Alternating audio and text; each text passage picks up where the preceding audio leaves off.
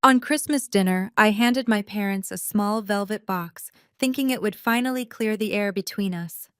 Instead, my mother shoved it aside and announced to the entire table that I was a freeloader who could not even afford my own home. My father demanded I take my cheap gift and get out of his house. I could not help but smile as I opened the box myself and showed them the red-stamped legal document inside.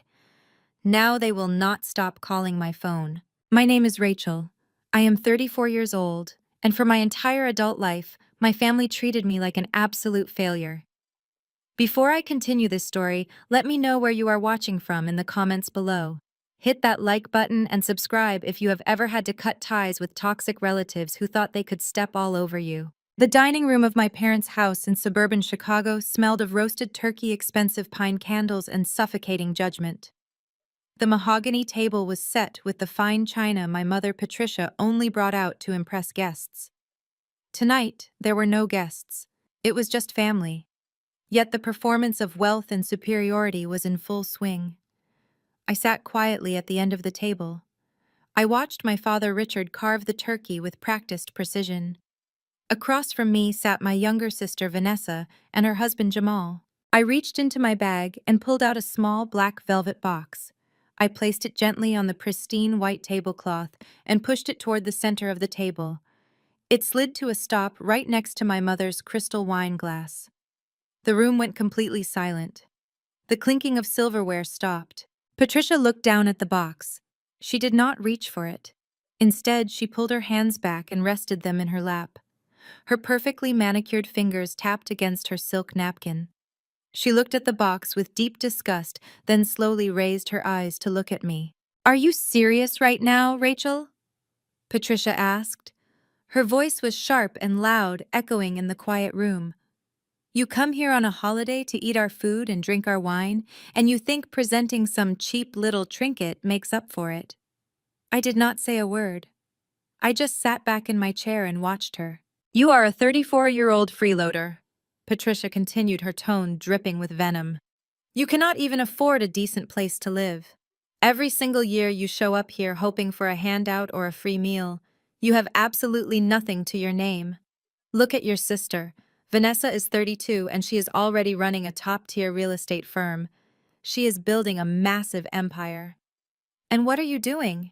You are pushing papers at some boring desk job trying to hand me a discount store necklace to buy my affection." Richard dropped the carving knife onto the silver platter with a loud clatter.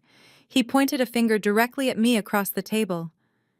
"Your mother is absolutely right," my father barked. "We are tired of your constant neediness. We do not need your fake apologies.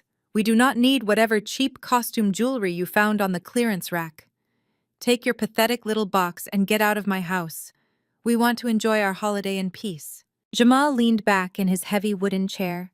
As an African-American man who managed a luxury car dealership downtown, Jamal always loved to flaunt his supposed wealth. He loved nothing more than joining forces with my parents to humiliate me.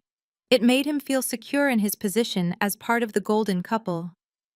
He adjusted the heavy gold Rolex on his wrist and let out a loud, mocking laugh. "Come on, guys," Jamal said with a wide smirk. "Go easy on her. Look at what she is wearing. She probably saved up her minimum wage paycheck for 6 months, just to buy the velvet box itself. It is hard out there for a regular employee." He gestured dismissively toward my simple tailored charcoal blazer. "Not everyone can afford to walk into a room wearing a $5,000 Prada dress like my beautiful wife." Vanessa smiled smugly and smoothed the fabric of her designer dress. She leaned into Jamal, resting her hand on his chest. "It is okay, babe," Vanessa said, her voice dripping with fake sympathy. "Rachel just does not understand how the real world works. She has always been jealous of our success.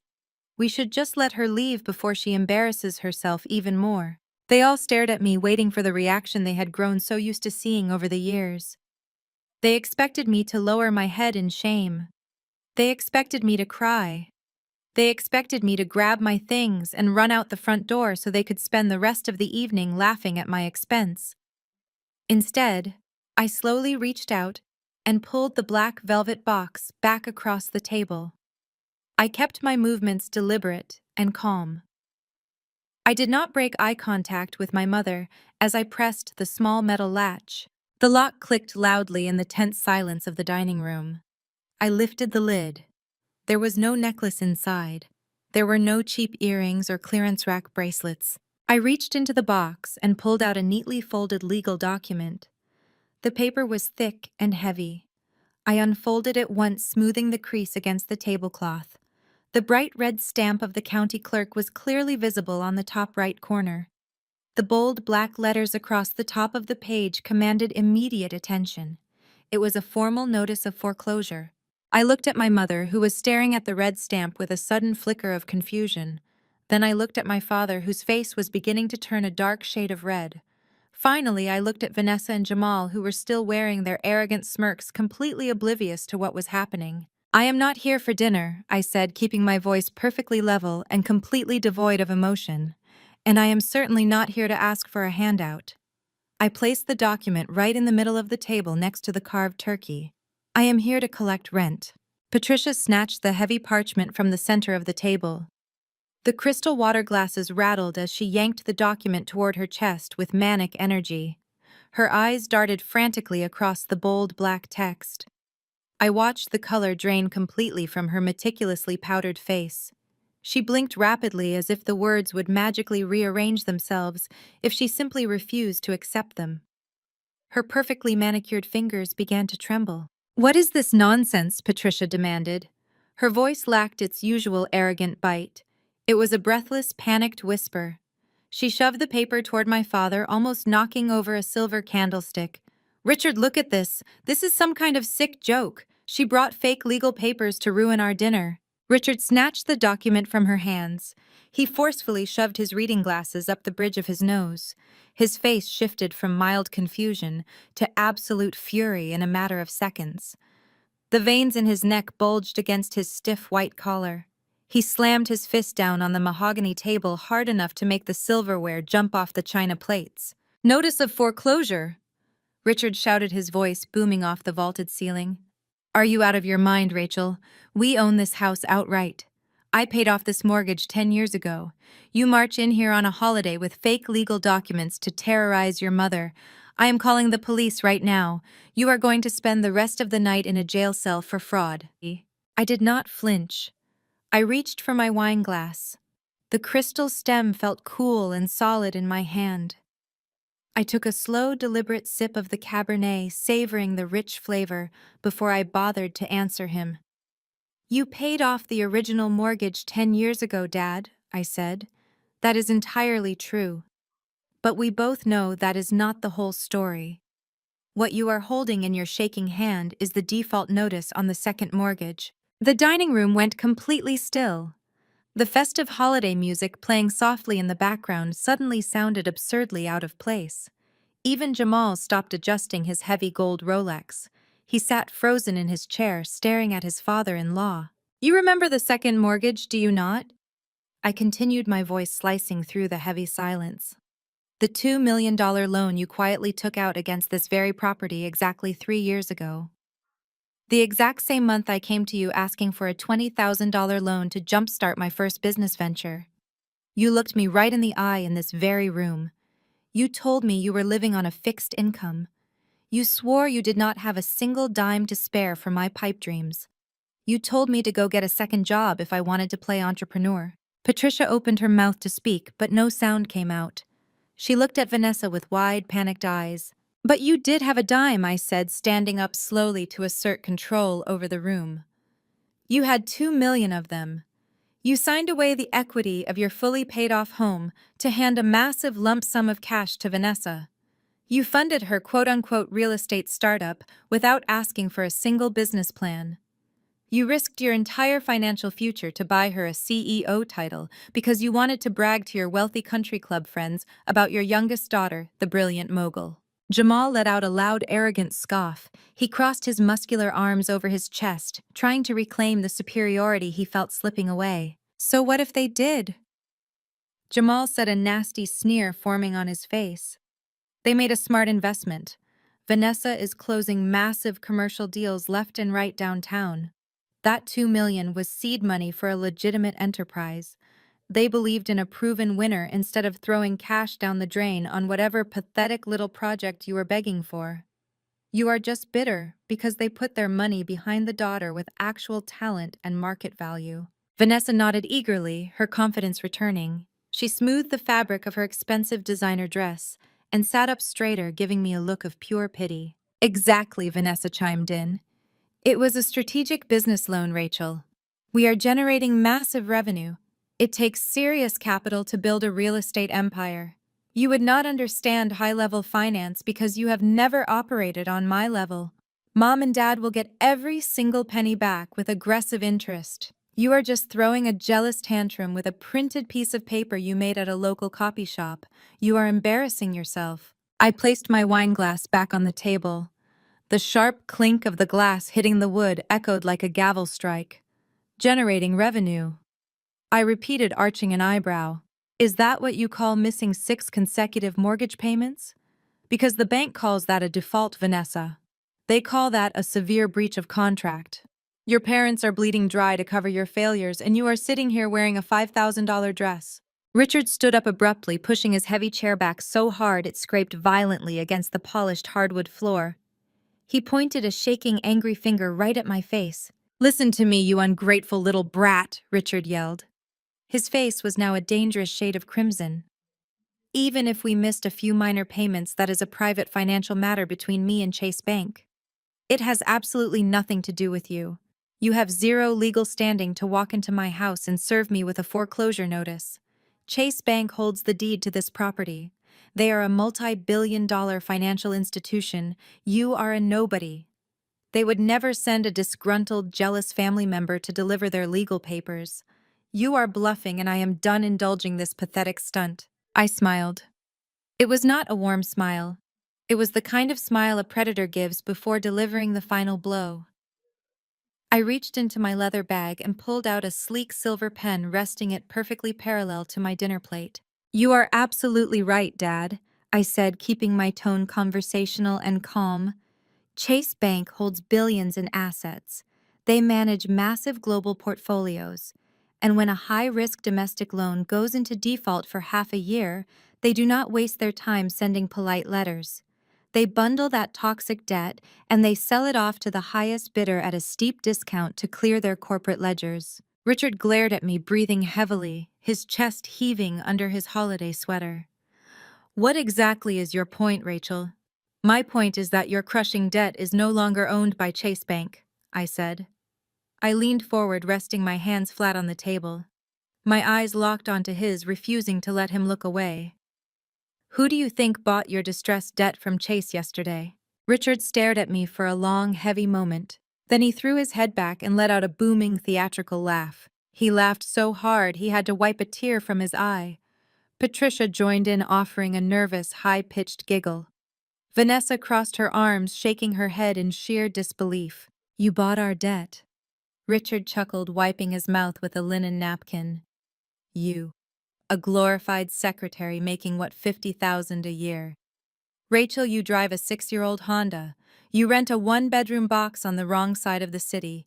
You cannot even afford to buy a decent Christmas present for your own mother.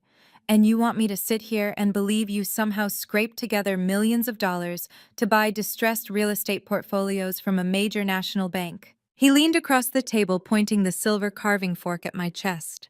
You are a low-level desk clerk, Rachel. You file papers for people who actually matter, people like Vanessa. Stop playing these pathetic games before I call an ambulance to take you to the psychiatric ward. I did not flinch at the carving fork pointed at my heart. I did not raise my voice. I simply raised my right hand and snapped my fingers once. The sound echoed sharply against the dining room walls. Until that moment, my family had been so completely absorbed in their own arrogance that they had failed to notice the man standing quietly in the shadows of the front foyer. He stepped into the bright light of the dining room chandelier. He was a mountain of a man wearing a custom-tailored black suit with a discreet earpiece coiled behind his neck. He walked with heavy, silent authority toward the dining table, carrying a thick leather briefcase. Patricia gasped, clutching her pearl necklace. Richard dropped the carving fork onto his plate. Jamal jumped slightly in his chair, his eyes darting to the security guard's massive frame. The guard stopped directly behind my chair. He placed the heavy leather briefcase on the table right next to my wine glass. "Thank you, Marcus," I said without looking at him. "Of course, Ms. Wilson," he replied, his voice a deep, respectful rumble. He stepped back, assuming a protective stance behind me. I spun the briefcase around to face my father. I flicked the brass latches open. The sharp metallic clicks sounded like gunshots in the dead silent room. I reached inside and pulled out a stack of pristine legal documents bound by a heavy black clip. I did not hand them to Richard. I tossed them directly into the center of the table. They landed square on the silver turkey platter. Drops of dark brown gravy splashed onto the crisp white pages and stained the pristine tablecloth. Patricia let out a horrified shriek at the mess, but I kept my eyes locked entirely on my father. "Read the header, Dad," I commanded.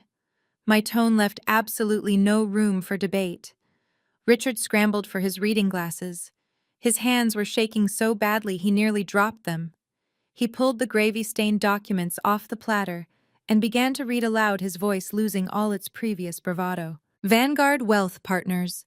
Richard read, his eyes darting frantically across the page. "Asset Acquisition Agreement. Transfer of distressed debt from Chase Financial." He swallowed hard. His face turned a sickly shade of gray.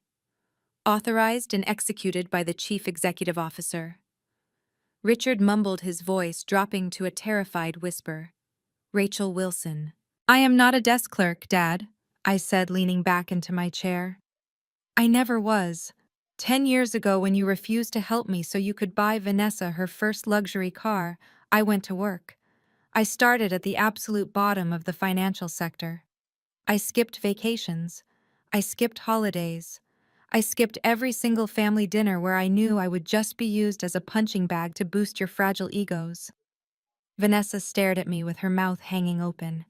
The smugness was completely wiped from her face. "While you were busy bragging to your country club friends about Vanessa selling overpriced houses to naive buyers, I was building a private equity firm from scratch." I continued, keeping my voice dangerously calm. "I am the founder and sole owner of Vanguard Wealth Partners. I manage billions in assets. My firm specializes in liquidating toxic debt from negligent borrowers who think the rules do not apply to them. Borrowers exactly like you." Patricia let out a sharp, trembling gasp. She looked at the cheap velvet box she had mocked earlier, and then looked at the towering security guard standing behind me. The reality of her colossal mistake was finally crashing down on her. Richard dropped the documents onto the table as if they had burned his fingers. He looked at me with a mixture of profound terror and absolute confusion. He had spent his entire life measuring human worth by bank accounts and job titles. Now he was sitting across from a daughter who could buy and sell his entire existence before breakfast. "You own the debt," Richard whispered, running a shaking hand over his balding head. "You actually own our house." "I own the ground you are sitting on," I corrected coldly. "I own the walls around you. I own the roof over your head. You defaulted on a $2 million loan to fund your golden child's fake real estate empire. Now I am calling in the marker." The parents sat completely paralyzed. They were utterly broken by a single stack of paper. But Jamal was not ready to surrender. Jamal could not stand the sight of a woman taking total control of a room, especially a woman he had spent years treating like dirt. His fragile masculinity could not compute this sudden, massive shift in power. Jamal pushed his chair back with a violent screech against the floor. He stood up, towering over the dining table. He slammed both of his massive fists down onto the mahogany wood, making the crystal wine glasses rattle and tip over. Dark red wine spilled across the white tablecloth, bleeding into the fabric like an open wound. "Listen to me, you crazy witch!" Jamal shouted, his voice booming with aggressive rage. "I do not care what fake company name you printed on those papers. You are not going to come into this house and disrespect my wife. You are not going to threaten my family." He leaned across the table, pointing a rigid finger directly at my face. "Vanessa is a real estate mogul," Jamal spat aggressively. "She is the top seller in this entire city, and I manage the highest grossing luxury car dealership in the state. We make more money in a month than your fake little private equity firm makes in a year. You think a $2 million debt scares us. I will write you a check right now and bounce you out onto the street where you belong. Jamal puffed his chest out, glaring down at me with absolute contempt. He thought he was the ultimate protector, the wealthy provider who could make any problem disappear with a stroke of his pen. He had absolutely no idea he had just walked right into my trap. He had absolutely no idea he had just walked right into my trap. Jamal stood there with his chest puffed out like a peacock in a cheap suit. The spilled red wine dripped off the edge of the mahogany table, staining the expensive Persian rug below. But Jamal did not care. He was too busy trying to intimidate me with his sheer physical size. He leaned his heavy frame over the dining table, glaring down at me with absolute contempt. His eyes were wide and manic. He truly believed he was the savior of this family. $2 million. Jamal scoffed, his voice dripping with condescension. You think a $2 million debt is supposed to scare us? That is pocket change, Rachel. I can write a check for that right now and not even feel a dent in my bank account. You come in here playing dress-up with your little briefcase, acting like some corporate titan, but you are entirely out of your league. I glanced at my mother. Patricia was gripping the edge of her chair. The color had completely drained from her face just moments ago, but now a faint glimmer of hope returned to her eyes. She looked up at Jamal, as if he were a knight in shining armor. She desperately wanted to believe his boasts. She needed to believe that her golden son-in-law could wave his magic checkbook and make my foreclosure notice disappear. My wife is a real estate queen, Jamal continued, gesturing proudly toward Vanessa. Vanessa adjusted her posture and lifted her chin, basking in his praise. She moves multi-million-dollar commercial properties every single week. And I manage Elite Motors. I move fleets of imported luxury vehicles for the richest people in this city. We are the definition of success. We are untouchable. You are just a sad, lonely woman trying to tear down a happy family because you have absolutely nothing going for yourself. Jamal walked around the edge of the table, stepping closer to my chair. Marcus, my security guard, immediately shifted his weight, ready to intercept, but I raised a single finger to hold him back. I wanted Jamal to keep talking.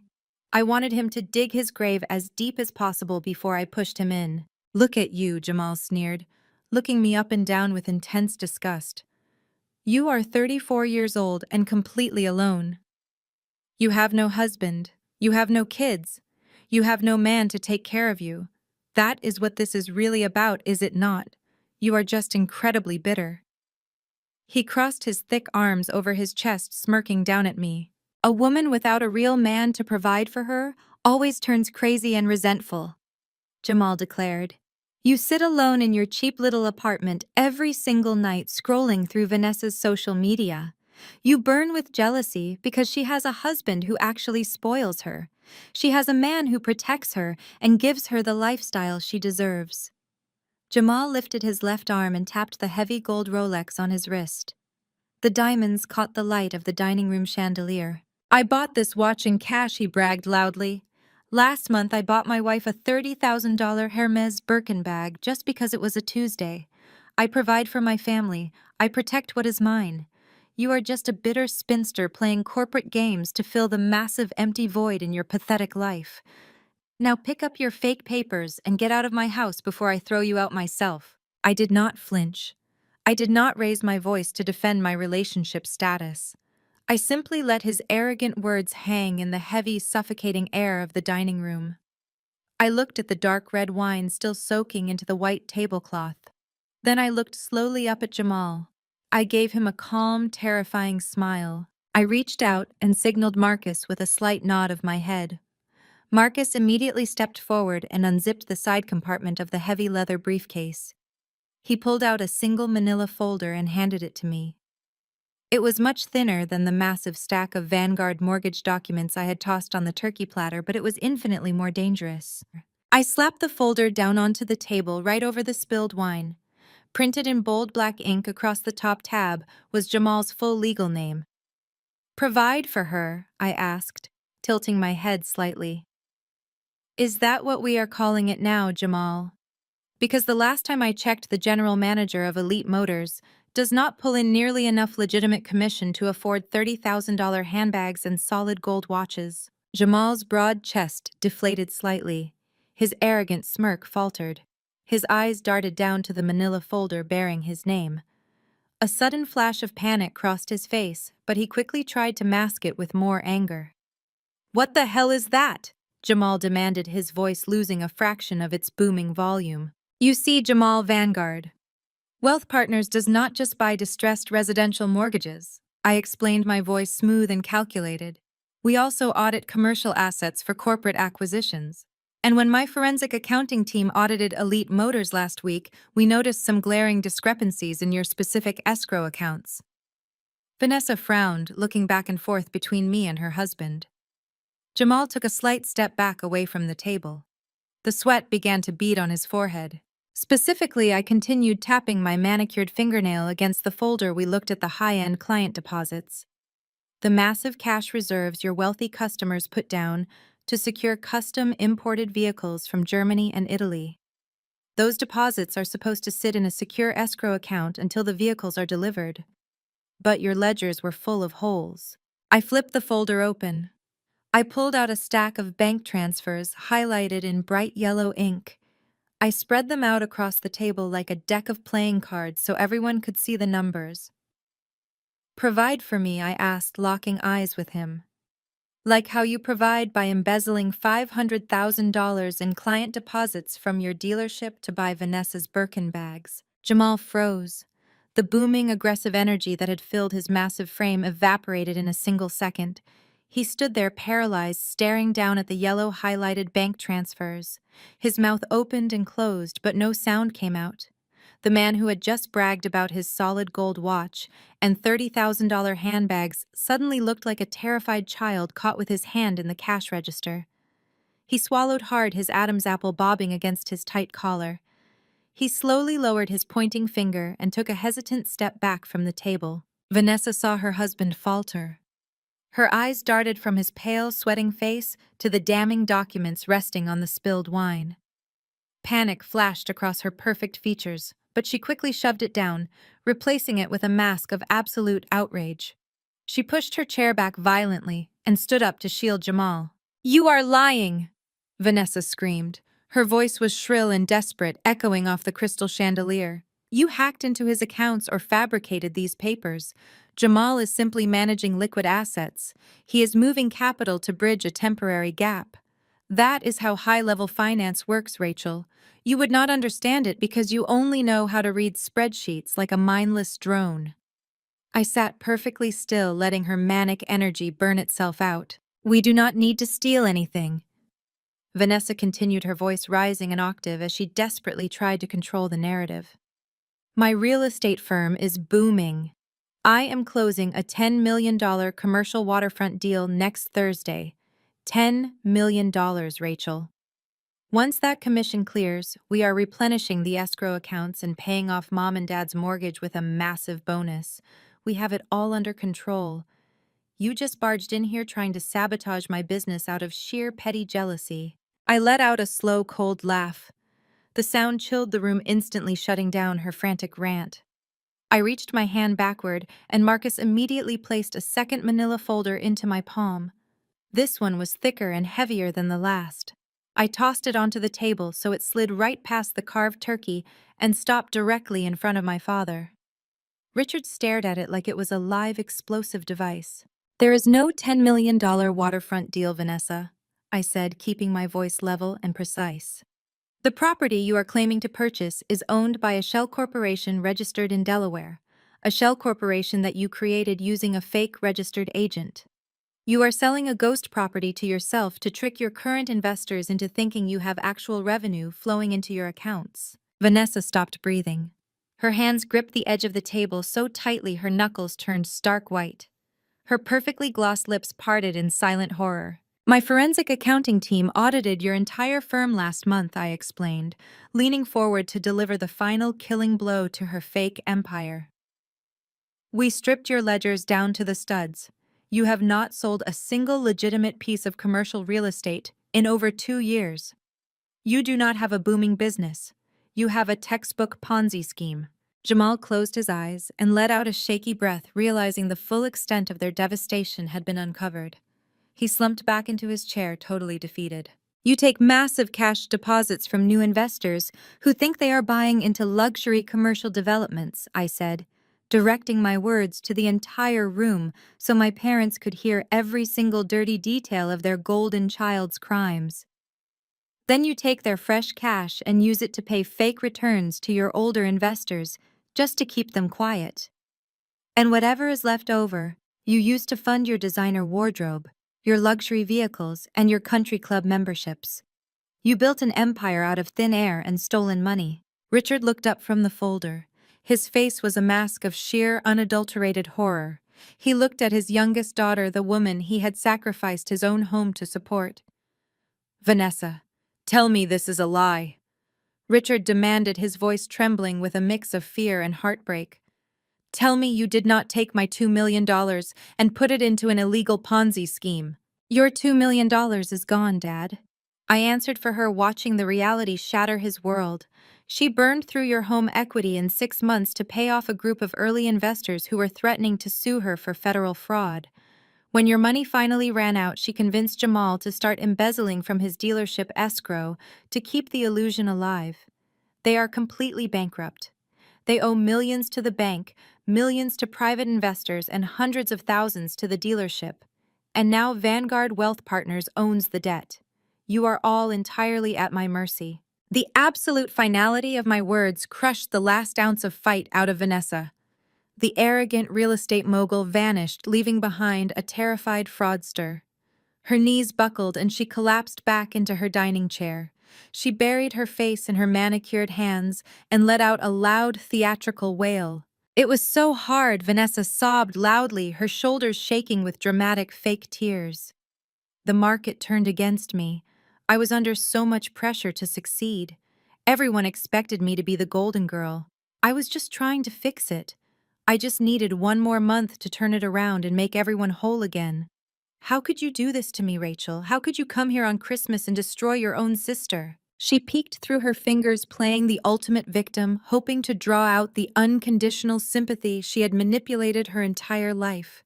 And exactly as she planned, Patricia took the bait. My mother completely ignored the staggering mountain of evidence proving her golden daughter had committed federal wire fraud and bankrupted their family. She ignored the fact that her son-in-law was a common thief. Her mind simply rejected the reality that her perfect upper-class world was built on a criminal foundation. Instead, she directed every ounce of her pathological denial and violent rage at the person who had exposed the ugly truth. Patricia grabbed her heavy crystal wineglass filled to the brim with dark red Cabernet. With a feral shriek, she hurled the glass across the table. Marcus lunged forward, but he was a fraction of a second too late. The heavy crystal shattered against my shoulder. The dark red wine exploded across my chest, soaking my crisp white shirt and staining my tailored charcoal blazer. Before I could even react to the stinging impact, Patricia charged around the edge of the table.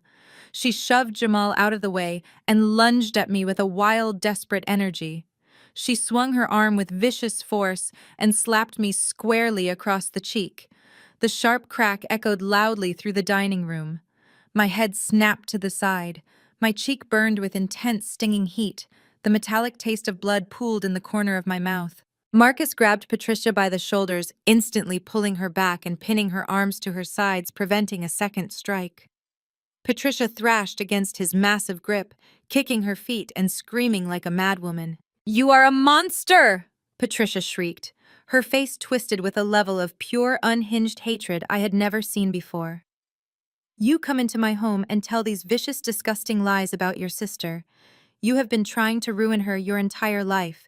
You are nothing but a jealous, vindictive liar. You have been a crazy, bitter liar ever since the car crash 15 years ago." I did not flinch. I did not raise a hand to protect myself or cower away from her sudden, violent rage. I simply turned my face slowly back to the center of the room.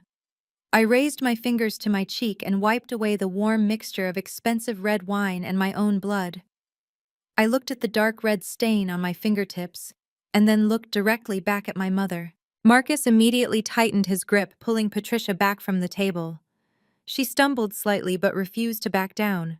She glared at me, waiting for the emotional breakdown she was so used to triggering. "You have been broken and jealous since the day you ruined your own life," Patricia screamed, her voice echoing shrilly off the crystal chandelier. "You were 19 years old and completely out of control. You got blindingly drunk at that ridiculous high school reunion party. You stole your father's vintage Porsche right out of our garage and you wrapped it around an oak tree at 90 miles an hour." She pointed a shaking finger at me, her face twisted with a level of pure, unhinged hatred I had never seen before. "You almost killed your own sister that night." Patricia continued spitting her words like venom. Vanessa was in the passenger seat. She had to drag herself out of the wreckage with a fractured wrist while you were passed out behind the wheel, reeking of cheap tequila. "You brought absolute shame to this entire family. You made us a laughingstock at the country club. You racked up hundreds of thousands of dollars in medical bills and you actually expected us to foot the bill for your reckless criminal behavior. You ruined your own life, Rachel, and you have hated Vanessa ever since." I signaled Marcus with a slight nod. He immediately let go of Patricia and stepped back, assuming his post behind my chair. Instead of crying, I reached up to the collar of my stained charcoal blazer. I unfastened the top 2 buttons of my silk blouse and pulled the fabric aside. Right below my neck, stretching thick and jagged across my collarbone, was a raised white scar. It was an ugly, permanent reminder of shattered glass and crushed metal. The tissue was knotted and uneven, a testament to emergency surgeries and rushed physical therapy. "You called me a disgrace while I was lying in a hospital bed attached to a ventilator," I said, keeping my voice eerily calm. The stark contrast between my quiet tone and her hysterical screaming made the room feel even more tense. I woke up in the intensive care unit completely alone. My chest was crushed. My collarbone was snapped in half. I had a severe concussion and internal bleeding. You and Dad walked into that room not to ask if I was going to survive, but to tell me I was entirely cut off. I traced the edge of the scar with my index finger, making sure neither of my parents could look away. "You refused to pay a single medical bill," I continued. "You told the university administration that I was no longer receiving your financial support. You forced me to drop out of my sophomore year of college, while I was still wearing a rigid neck brace. I spent the next 5 years working overnight shifts at a diner and answering phones at a corporate call center just to pay off the massive debt from a car crash I supposedly caused. That scar is the foundation of my entire company. That pain is exactly what built Vanguard Wealth Partners." Patricia snapped, adjusting her pearl necklace, trying to regain her regal composure. She lifted her chin defiantly. "You did cause it," Patricia retorted. "The police found you in the driver's seat. You were legally intoxicated. We did what any responsible parent in our social circle would do. We stopped enabling a destructive child. We showed you tough love so you would learn a harsh lesson about consequences." "Tough love," I repeated, letting the words hang heavily in the air. "You funded Vanessa's entire life from the moment she was born. You bought her imported cars. You paid for her luxury apartments in the city. You handed her $2 million of your own home equity to play pretend businesswoman and secretly fund her illegal Ponzi scheme. But you let me drown in medical debt because I was the convenient family scapegoat. I was the perfect place to dump all the blame so your golden child could keep her spotless reputation." I glanced over at Vanessa. She was sitting unusually quiet. Her dramatic sobbing had completely stopped. She was staring blankly at the mahogany table, her face drained of all color. Her hands were shaking violently in her lap. "Do not dare bring Vanessa into your sordid history," Richard barked, stepping up to defend his youngest daughter. He slammed his hand on the table again. The police report was perfectly clear. The insurance investigators were absolutely conclusive. You were drunk, you drove, you crashed. End of story. Now pick up your fake mortgage papers and get out of my house before I have you arrested for trespassing and assault." I did not move. I held out my hand without looking away from my mother. Marcus reached inside his suit jacket. He did not pull out another sleek Vanguard portfolio. He pulled out a worn manila envelope that looked entirely out of place among the crisp legal documents scattered across the dining table. He placed it firmly into my open palm. I tossed the faded yellow envelope onto the mahogany table. It landed right next to the red stamped foreclosure notice and the highlighted embezzlement files. The paper was brittle and brown with age. Across the top, the official seal of the State Highway Patrol was stamped in faded blue ink. "That is a 15-year-old classified document," I said, my voice dropping to a dangerous whisper. "That is the original unredacted police report filed by the very first responding officer on the scene. The one you thought you buried forever after you paid the local chief of police a massive cash bribe to alter the official public record." Patricia stared at the yellow envelope as if it were a venomous snake. Her breathing hitched. Her hands began to shake all over again. I leaned across the table, closing the distance between us. "Are you sure I was the one driving that night, Mom?" Vanessa let out a strangled gasp. All the blood instantly drained from her face, leaving her ghostly white. The fake tears, the dramatic sobbing, all of it vanished. She looked like a cornered animal realizing the trap had just snapped shut. She scrambled backward, knocking her heavy wooden dining chair to the floor with a loud crash. She spun around and bolted toward the arched doorway leading to the grand foyer. She was desperate to escape the dining room, desperate to outrun the ghost of a 15-year-old crime. Marcus did not even need a verbal command. He simply shifted his massive frame, stepping directly into the center of the archway. Vanessa slammed into his chest like a bird hitting a pane of glass. She stumbled backward, gasping for air. Marcus folded his thick arms across his chest, staring down at her with absolute indifference. The exit was completely sealed. "Let me out!" Vanessa shrieked, her voice cracking with pure panic. She clawed at Marcus's jacket, but he remained planted like a brick wall. "Dad, make him move. Dad, call the police." "Sit back down, Vanessa," I commanded, my voice echoing off the high ceiling. "You are not going anywhere. We are going to have a family meeting, and we are going to read this together." I reached across the mahogany table and picked up the faded yellow envelope. The room went dead silent. The only sound was the heavy, frantic breathing of my sister backed into a corner and the soft crinkle of the brittle paper as I slid the original incident report out of the sleeve. "This is the initial field report filed by Officer Thomas Burke at 2:14 in the morning on October 9th, I said, holding the paper up. Officer Burke was a rookie. He was the first unit on the scene of our crash. He arrived before the paramedics, before the tow trucks, and critically before you, Dad.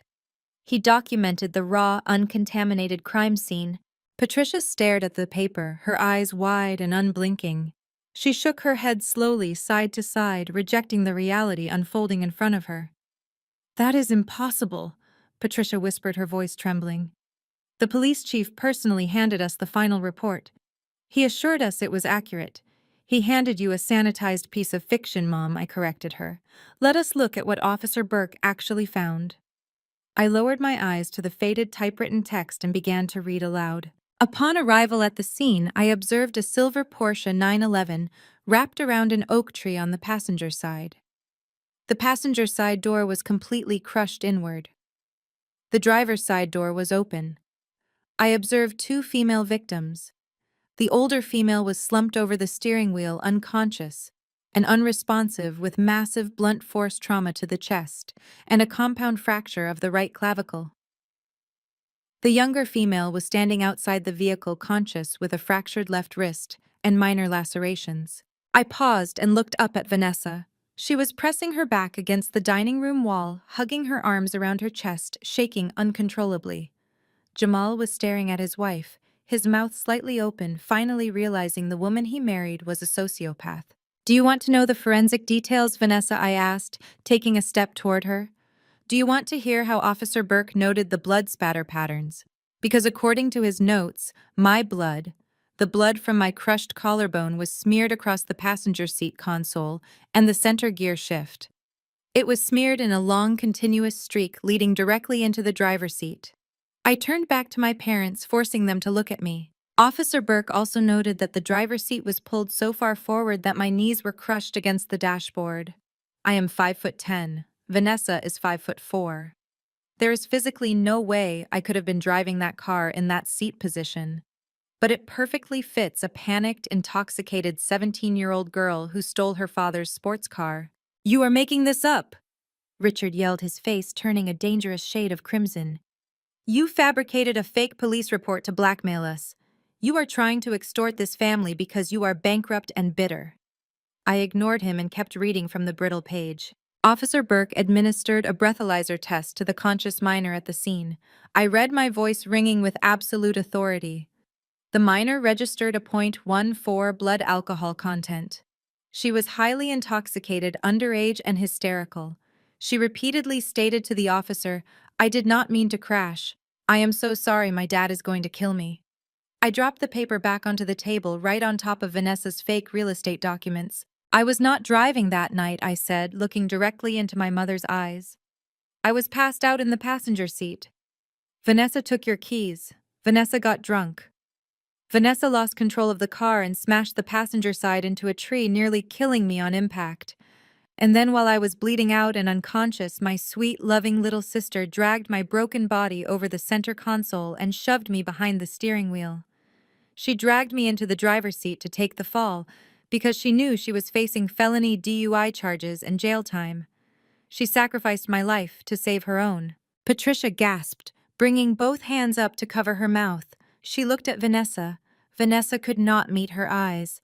The golden child stared down at the Persian rug, tears streaming silently down her face. She did not deny it. She did not scream that it was a lie.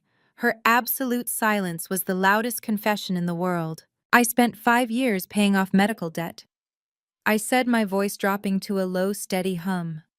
"I dropped out of college.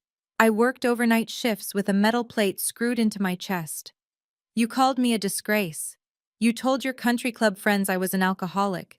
You let me carry the weight of a felony record that I did not commit because you wanted to protect your precious golden girl.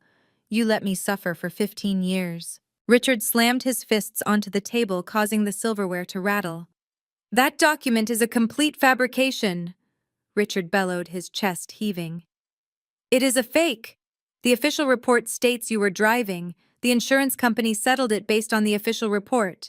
You cannot just walk in here with a forged piece of paper and rewrite history. I will have my lawyers bury you for this, Rachel.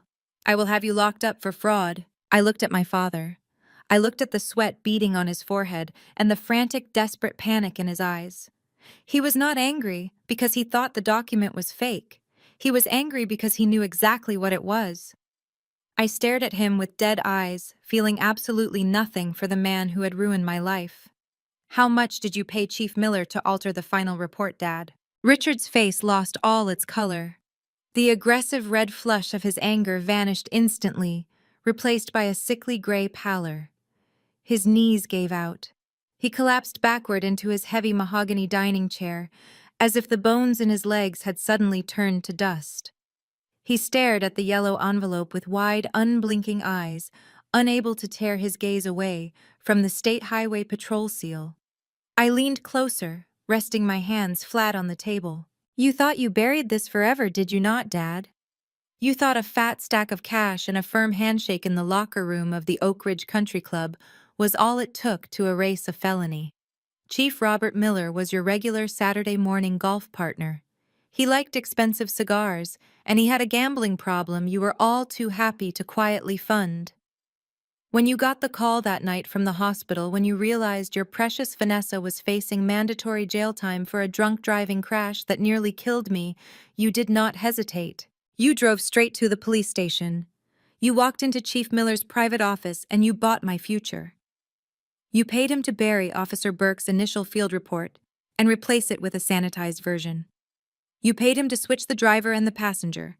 You paid him to turn your innocent, bleeding daughter into a drunk driving criminal just so Vanessa could keep her spotless record and her acceptance letter to Princeton." Richard opened his mouth to speak, but he was trembling so badly his jaw simply snapped shut.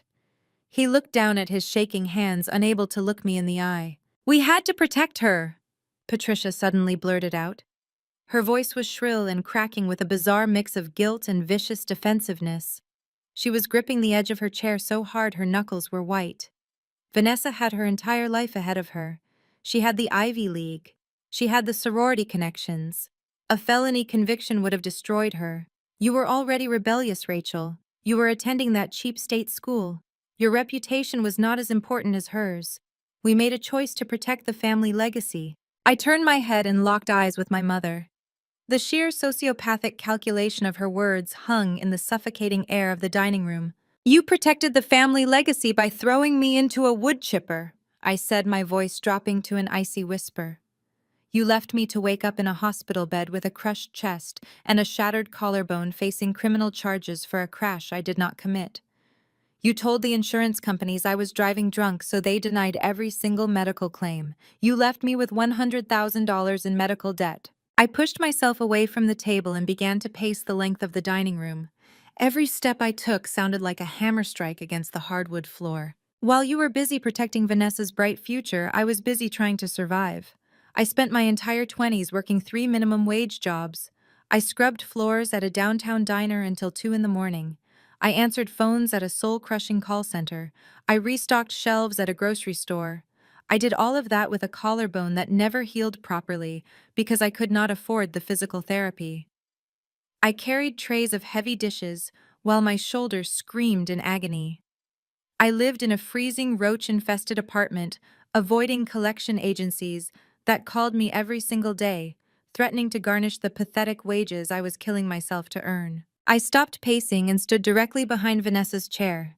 She flinched away from me, pulling her shoulders up to her ears. "And what were you doing while I was drowning in $100,000 of debt?" I asked, staring down at the top of her perfectly styled hair.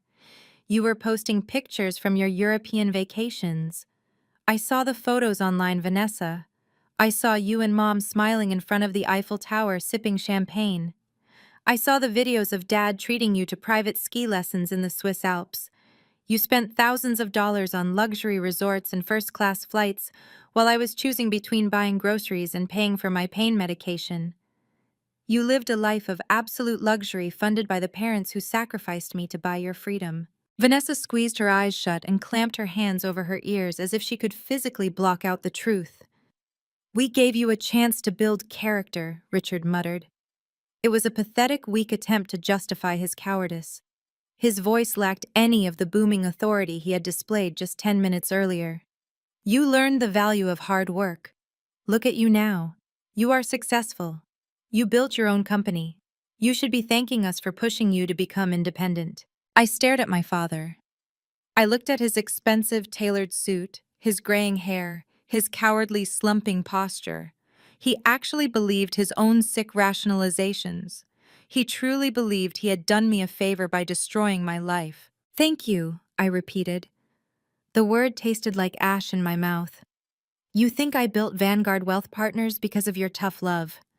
I built my empire out of pure survival instinct because I knew the people who brought me into this world would gladly watch me die if it meant protecting their own status. I survived in spite of you, Dad, not because of you." The room was entirely silent again. The heavy, crushing weight of their exposed crimes pressed down on my parents and my sister. They had nothing left to say. The illusions they had maintained for 15 years were shattered beyond repair. They thought the worst was over. They thought the revelation of the police report was the bottom of the abyss. I turned back to the table and signaled Marcus with a sharp flick of my wrist. Marcus immediately unzipped the final compartment of his leather briefcase. He pulled out a single crisp piece of paper and handed it to me. It was not faded or brittle like the police report. It was a freshly printed document bearing the official logo of my father's primary banking institution. "You think throwing me under the bus to save Vanessa was the absolute lowest point of your parenting career?" I said, holding the bank statement between my fingers. "You think walking away while I drowned in medical debt was your ultimate sin?" Richard looked up at the paper in my hand. His eyes widened slightly, but he was too paralyzed by fear to speak. "But wait, there is more," I said, flashing a cold, lifeless smile. "You did not just cover it up, Dad. You profited off my broken bones." Jamal froze. The booming, aggressive energy that had filled his massive frame evaporated in a single second. He stood there paralyzed, staring down at the yellow highlighted bank transfers. His mouth opened and closed, but no sound came out. The man who had just bragged about his solid gold watch and $30,000 handbags suddenly looked like a terrified child caught with his hand in the cash register. He swallowed hard, his Adam's apple bobbing against his tight collar. He slowly lowered his pointing finger and took a hesitant step back from the table. Vanessa saw her husband falter.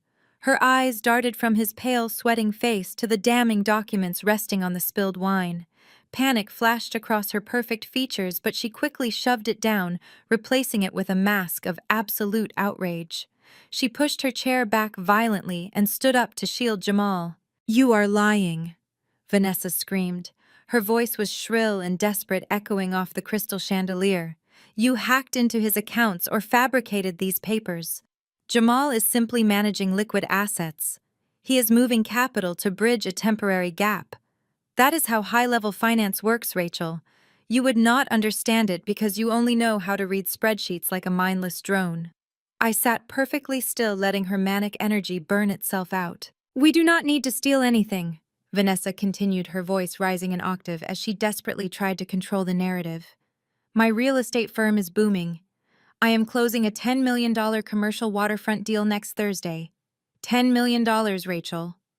Once that commission clears, we are replenishing the escrow accounts and paying off Mom and Dad's mortgage with a massive bonus. We have it all under control. You just barged in here trying to sabotage my business out of sheer petty jealousy." I let out a slow, cold laugh. The sound chilled the room, instantly shutting down her frantic rant. I reached my hand backward and Marcus immediately placed a second manila folder into my palm. This one was thicker and heavier than the last. I tossed it onto the table so it slid right past the carved turkey and stopped directly in front of my father. Richard stared at it like it was a live explosive device. "There is no $10 million waterfront deal, Vanessa," I said, keeping my voice level and precise. "The property you are claiming to purchase is owned by a shell corporation registered in Delaware. A shell corporation that you created using a fake registered agent. You are selling a ghost property to yourself to trick your current investors into thinking you have actual revenue flowing into your accounts." Vanessa stopped breathing. Her hands gripped the edge of the table so tightly, her knuckles turned stark white. Her perfectly glossed lips parted in silent horror. "My forensic accounting team audited your entire firm last month," I explained, leaning forward to deliver the final killing blow to her fake empire. "We stripped your ledgers down to the studs. You have not sold a single legitimate piece of commercial real estate in over 2 years. You do not have a booming business. You have a textbook Ponzi scheme." Jamal closed his eyes and let out a shaky breath, realizing the full extent of their devastation had been uncovered. He slumped back into his chair, totally defeated. "You take massive cash deposits from new investors who think they are buying into luxury commercial developments," I said, directing my words to the entire room so my parents could hear every single dirty detail of their golden child's crimes. "Then you take their fresh cash and use it to pay fake returns to your older investors just to keep them quiet. And whatever is left over you use to fund your designer wardrobe, your luxury vehicles, and your country club memberships. You built an empire out of thin air and stolen money." Richard looked up from the folder. His face was a mask of sheer, unadulterated horror. He looked at his youngest daughter, the woman he had sacrificed his own home to support. "Vanessa, tell me this is a lie," Richard demanded, his voice trembling with a mix of fear and heartbreak. "Tell me you did not take my $2 million and put it into an illegal Ponzi scheme." "Your $2 million is gone, Dad," I answered for her, watching the reality shatter his world. "She burned through your home equity in 6 months to pay off a group of early investors who were threatening to sue her for federal fraud. When your money finally ran out, she convinced Jamal to start embezzling from his dealership escrow to keep the illusion alive. They are completely bankrupt. They owe millions to the bank, millions to private investors, and hundreds of thousands to the dealership. And now Vanguard Wealth Partners owns the debt. You are all entirely at my mercy." The absolute finality of my words crushed the last ounce of fight out of Vanessa. The arrogant real estate mogul vanished, leaving behind a terrified fraudster. Her knees buckled and she collapsed back into her dining chair. She buried her face in her manicured hands and let out a loud theatrical wail. "It was so hard," Vanessa sobbed loudly, her shoulders shaking with dramatic fake tears. "The market turned against me. I was under so much pressure to succeed. Everyone expected me to be the golden girl. I was just trying to fix it. I just needed one more month to turn it around and make everyone whole again. How could you do this to me, Rachel? How could you come here on Christmas and destroy your own sister? She peeked through her fingers, playing the ultimate victim, hoping to draw out the unconditional sympathy she had manipulated her entire life. And exactly as she planned, Patricia took the bait. My mother completely ignored the staggering mountain of evidence proving her golden daughter had committed federal wire fraud and bankrupted their family. She ignored the fact that her son-in-law was a common thief. Her mind simply rejected the reality that her perfect upper-class world was built on a criminal foundation. Instead, she directed every ounce of her pathological denial and violent rage at the person who had exposed the ugly truth. Patricia grabbed her heavy crystal wine glass filled to the brim with dark red Cabernet. With a feral shriek, she hurled the glass across the table. Marcus lunged forward, but he was a fraction of a second too late. The heavy crystal shattered against my shoulder. The dark red wine exploded across my chest, soaking my crisp white shirt and staining my tailored charcoal blazer. Before I could even react to the stinging impact, Patricia charged around the edge of the table. She shoved Jamal out of the way and lunged at me with a wild, desperate energy. She swung her arm with vicious force and slapped me squarely across the cheek. The sharp crack echoed loudly through the dining room. My head snapped to the side. My cheek burned with intense, stinging heat. The metallic taste of blood pooled in the corner of my mouth. Marcus grabbed Patricia by the shoulders, instantly pulling her back and pinning her arms to her sides, preventing a second strike. Patricia thrashed against his massive grip, kicking her feet and screaming like a madwoman. "You are a monster," Patricia shrieked, her face twisted with a level of pure, unhinged hatred I had never seen before. "You come into my home and tell these vicious, disgusting lies about your sister. You have been trying to ruin her your entire life. You are nothing but a jealous, vindictive liar. You have been a crazy, bitter liar ever since the car crash 15 years ago." Richard's jaw opened and closed, but no sound came out. The booming, aggressive energy that had filled his massive frame evaporated in a single second. He stood there, paralyzed, staring down at the faded police report. The aggressive red flush of his anger vanished instantly, replaced by a sickly gray pallor. His knees gave out. He collapsed backward into his heavy mahogany dining chair as if the bones in his legs had suddenly turned to dust. I leaned closer, resting my hands flat on the table. "You thought you buried this forever, did you not, Dad? You thought a stack of cash and a firm handshake in the locker room of the Oak Ridge Country Club was all it took to erase a felony. Chief Miller was your regular Saturday morning golf partner. When you got the call that night from the hospital when you realized your precious Vanessa was facing mandatory jail time for a drunk driving crash that nearly killed me, you did not hesitate. You bought my future. You paid him to turn your innocent bleeding daughter into a drunk driving criminal just so Vanessa could keep her spotless record. We had to protect her," Patricia blurted out. Her voice was shrill and cracking with a bizarre mix of guilt and vicious defensiveness. Vanessa had her entire life ahead of her. "You were already rebellious, Rachel. We made a choice to protect the family legacy." I turned my head and locked eyes with my mother. "You protected the family legacy by throwing me into a wood chipper," I said, my voice dropping to an icy whisper. "You left me with $100,000 in medical debt. I spent my entire 20s working 3 minimum wage jobs. I scrubbed floors at a downtown diner until 2 in the morning. I restocked shelves at a grocery store. I did all of that with a collarbone that never healed properly because I could not afford the physical therapy." I stopped pacing and stood directly behind Vanessa's chair. "And what were you doing while I was drowning in debt?" I asked. "You were posting pictures from your European vacations. You spent thousands of dollars on luxury resorts while I was choosing between buying groceries and paying for my pain medication." "We gave you a chance to build character," Richard muttered. I stared at my father. "You think throwing me under the bus to save Vanessa was the absolute lowest point of your parenting career. You think walking away while I drowned in medical debt was your ultimate sin." I reached into my blazer pocket and pulled out a freshly printed bank document. I slid the bank statement across the table. It drifted over the polished mahogany and stopped right over a puddle of spilled wine, absorbing the dark red liquid into its crisp white edges. This is a wire transfer receipt from Pacific Standard Insurance, dated exactly 14 years ago. I said, my voice carrying the sharp clinical precision of an executioner. $500,000. That was the maximum payout on the catastrophic injury policy you held in my name.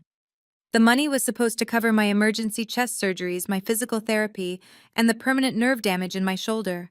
But I never saw a single cent of it because you and Mom forged my signature on the settlement release forms.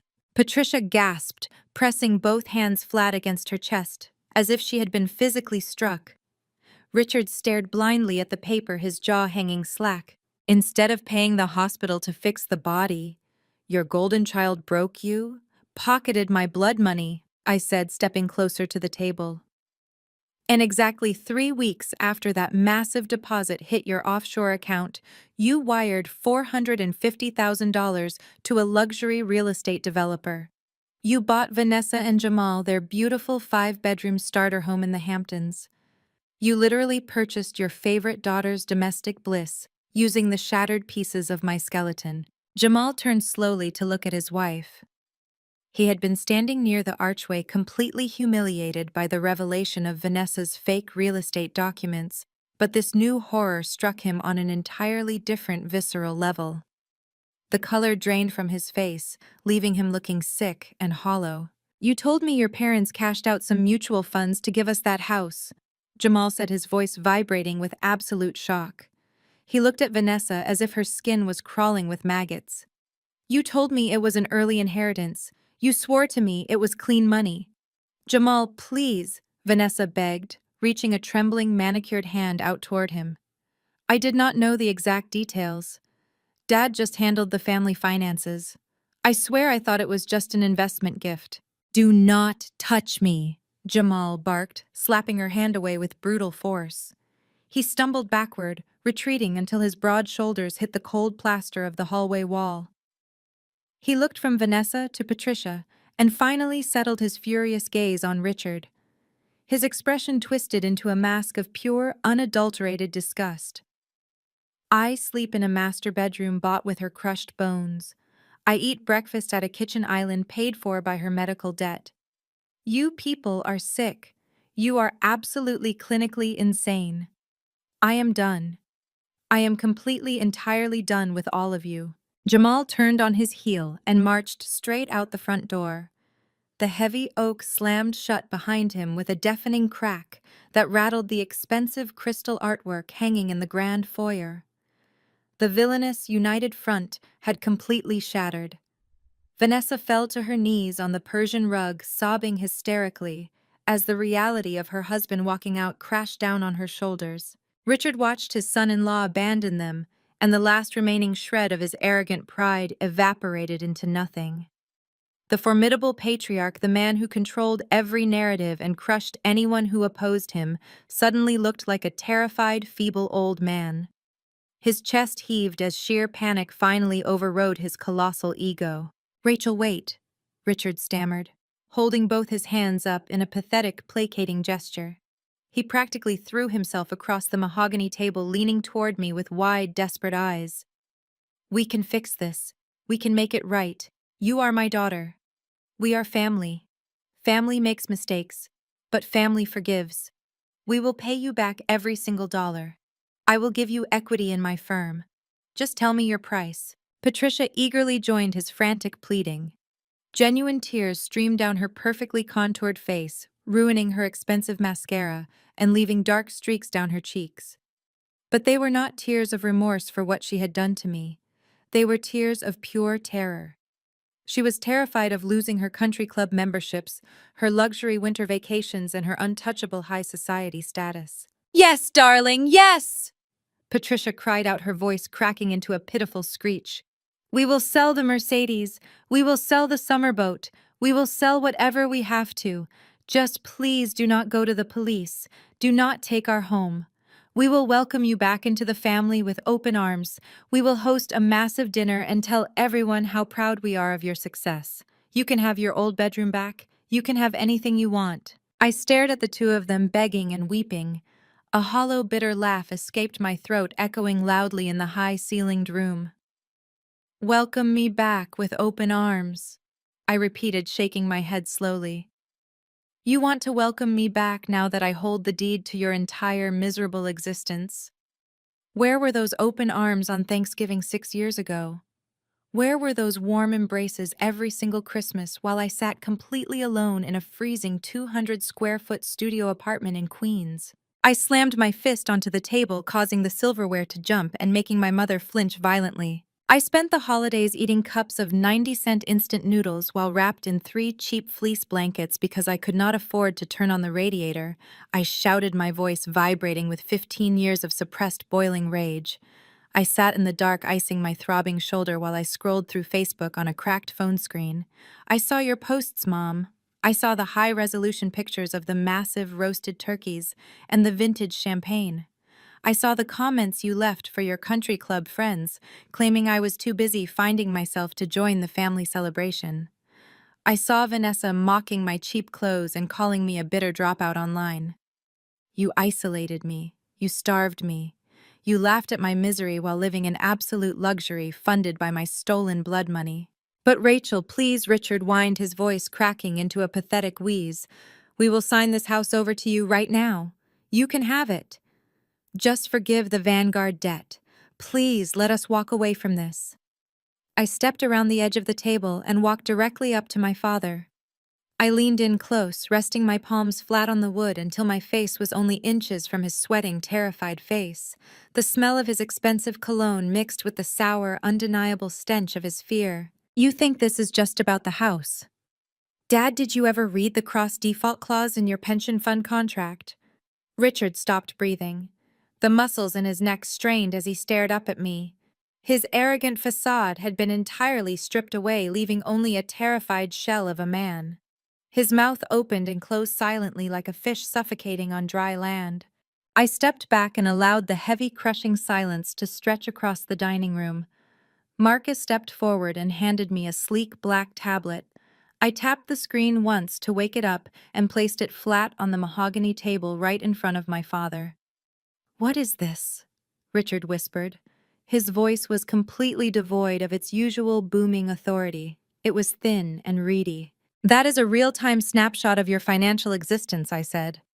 3 months ago, Vanguard Wealth Partners executed a highly aggressive hostile takeover of a company called Apex Financial. Does that name ring a bell, Dad? It absolutely should. Apex Financial is the firm that has managed your entire corporate pension and your personal retirement portfolio for the last 30 years. Richard let out a strangled gasp. He reached for the tablet with trembling fingers, but he could not bring himself to touch the glowing screen. "When my firm acquired Apex, we conducted a comprehensive review of all high net worth accounts." I continued, pacing slowly around the dining table. "We looked at everything, and what my forensic auditors found was absolutely fascinating. We discovered that 3 years ago, you took out a massive second mortgage on this house. You needed liquidity to keep up your country club memberships, to pay for Mom's luxury vacations, and to quietly bail Vanessa out of her first 2 failed business ventures." Patricia whimpered, covering her mouth with both hands. "But your legitimate income was not high enough to qualify for a loan of that magnitude."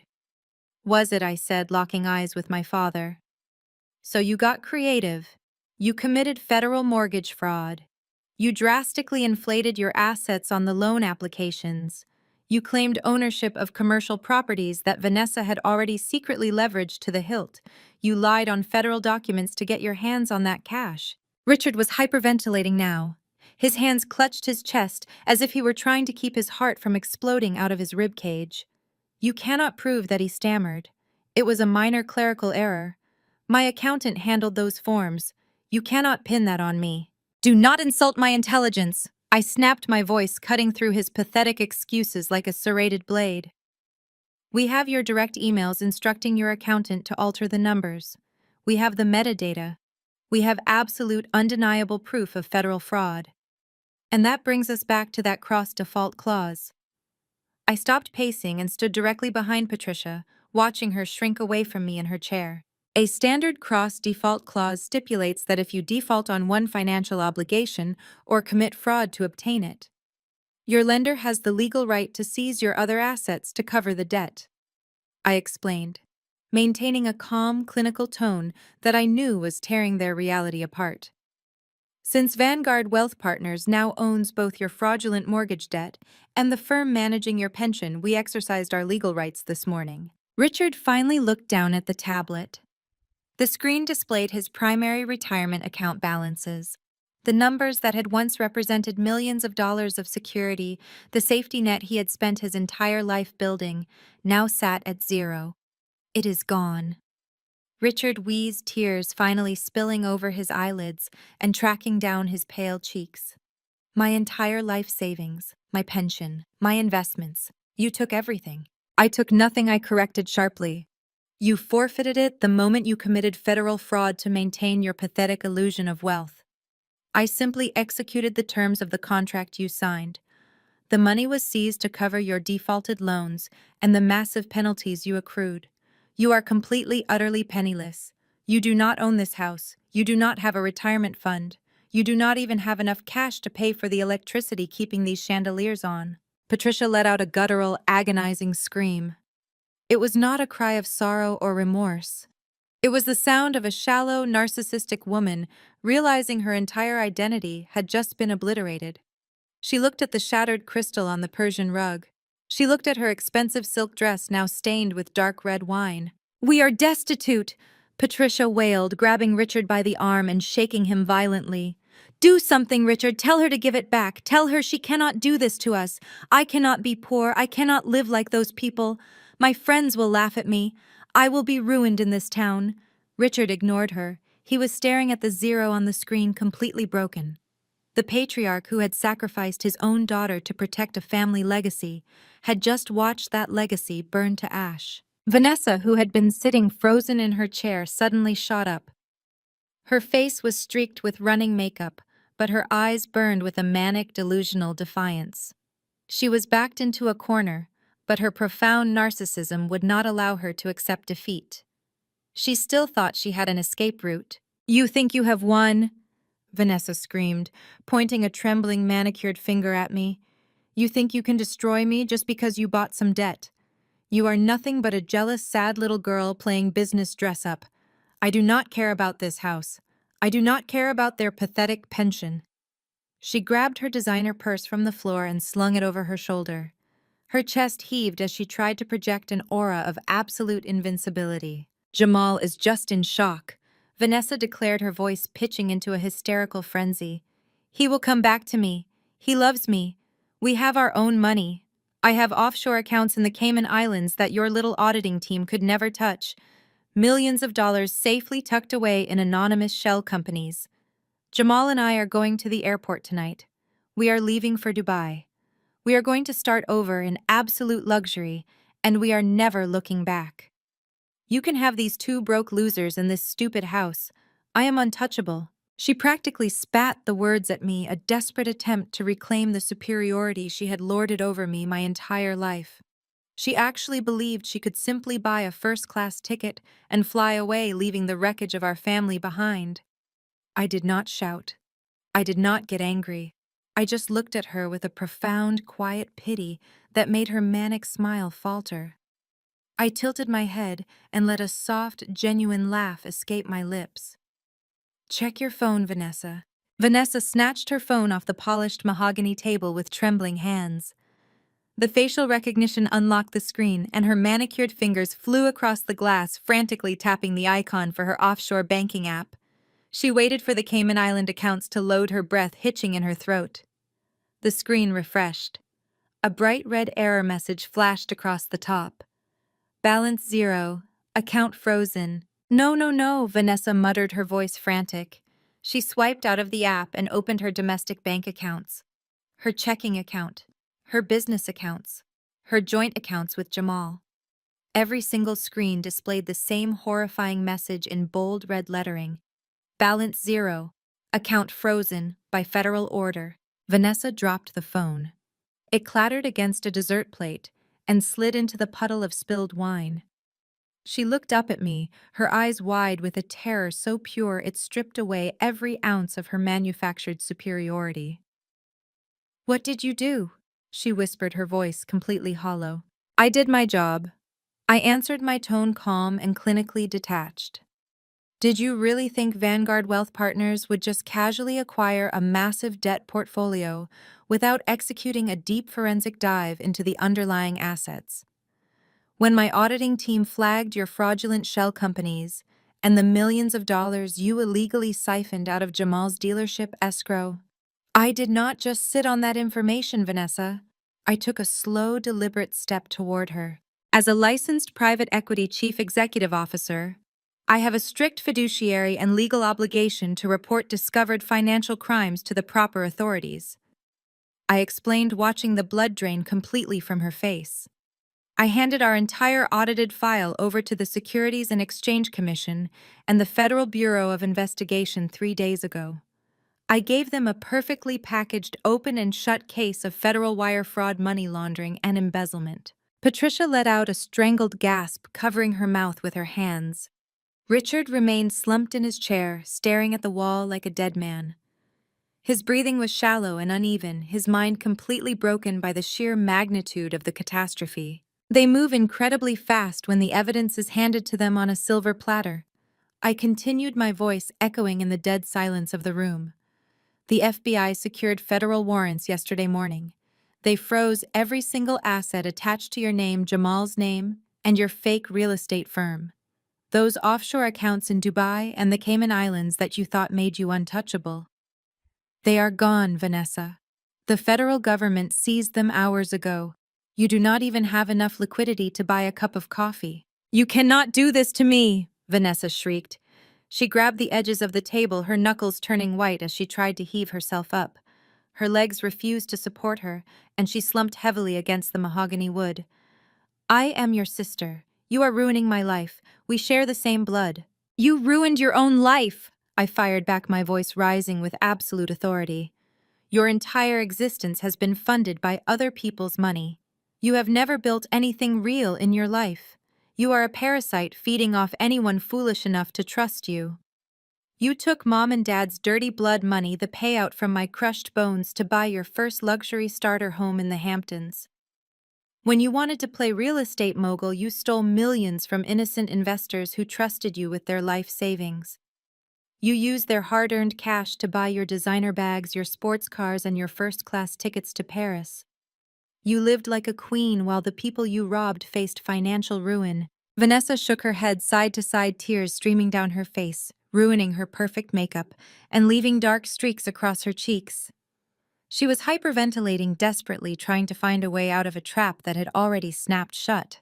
"And when that money ran dry, you sank your claws into your husband," I said, pointing toward the hallway where Jamal had stormed out minutes earlier. "You convinced him to embezzle from his own corporate escrow accounts to keep your ridiculous Ponzi scheme afloat. You funded your entire glamorous lifestyle with stolen cash, and now the bill has finally come due. You have absolutely nothing. You are completely and utterly bankrupt." "We can hire lawyers!"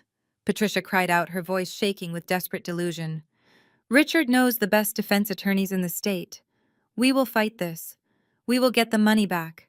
We have connections in this city." "With what money, Mom?" I asked, turning my cold gaze onto her. The feds did not just freeze Vanessa's accounts. Because Dad committed federal mortgage fraud and tied his assets to her fraudulent businesses, the SEC froze your accounts too.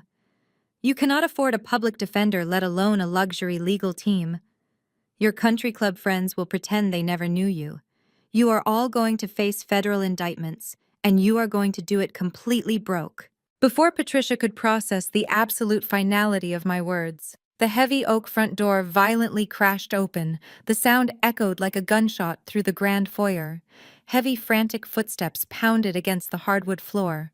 A second later, Jamal burst back into the dining room. He did not look like the polished, arrogant businessman who had been sipping expensive wine an hour ago. His tie was ripped off. His designer shirt was unbuttoned at the collar, and his chest was heaving. He was clutching his cell phone so tightly the plastic case looked ready to snap. He had only made it as far as his car in the driveway before his world completely imploded. Vanessa cried out, reaching her hands toward him with a pathetic surge of hope. Jamal, thank God. We have to leave. Rachel called the FBI. They froze my accounts, but we can still take your car and drive to the border. We can still get away. Jamal did not reach back for her. He stared at her with a look of pure, murderous rage.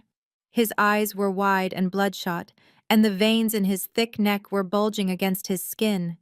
He took a heavy, menacing step into the room, ignoring me, ignoring Richard, and focusing entirely on the woman who had just destroyed his life.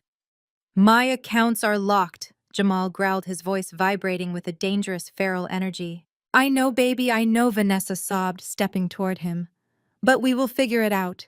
We just need to go right now. You stupid delusional woman, Jamal roared, his voice booming off the high ceiling and causing the crystal chandelier to rattle.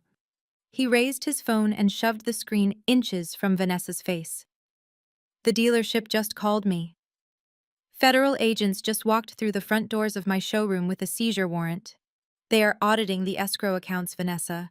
The escrow accounts that you swore you were going to replenish last week.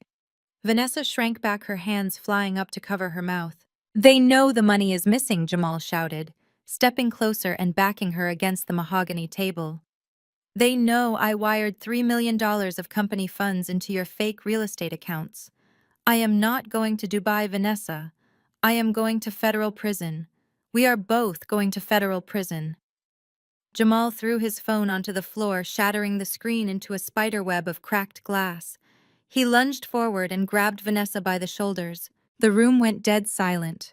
The ringing in my ear from the slap faded into a sharp crystal clarity.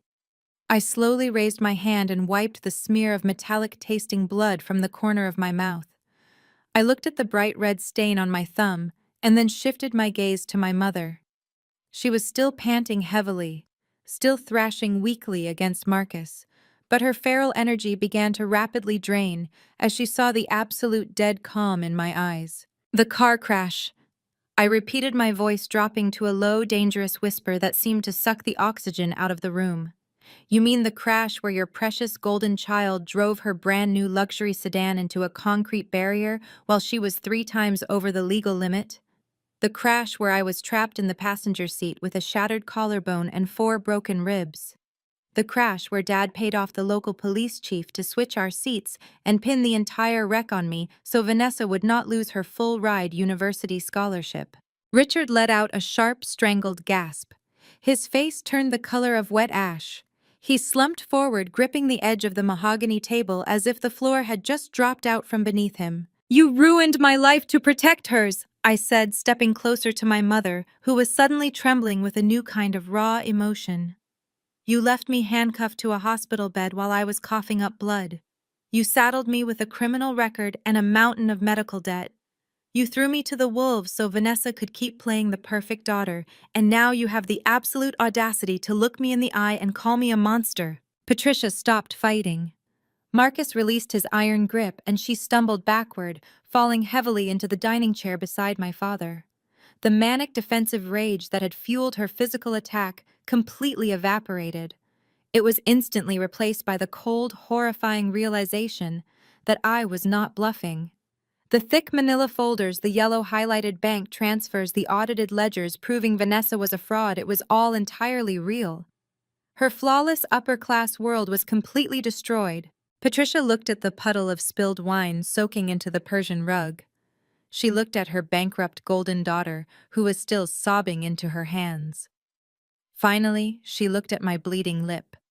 Genuine tears of absolute terror welled up in her eyes. The reality of their financial execution had finally breached her pathological denial. Rachel, please, Richard begged. His deep, authoritative voice cracked into a pathetic, reedy wheeze. He held his trembling hands up toward me. His towering arrogance was entirely gone, leaving behind a frightened, feeble old man. We did not know what else to do back then. We made a terrible mistake. We were just trying to protect the family legacy.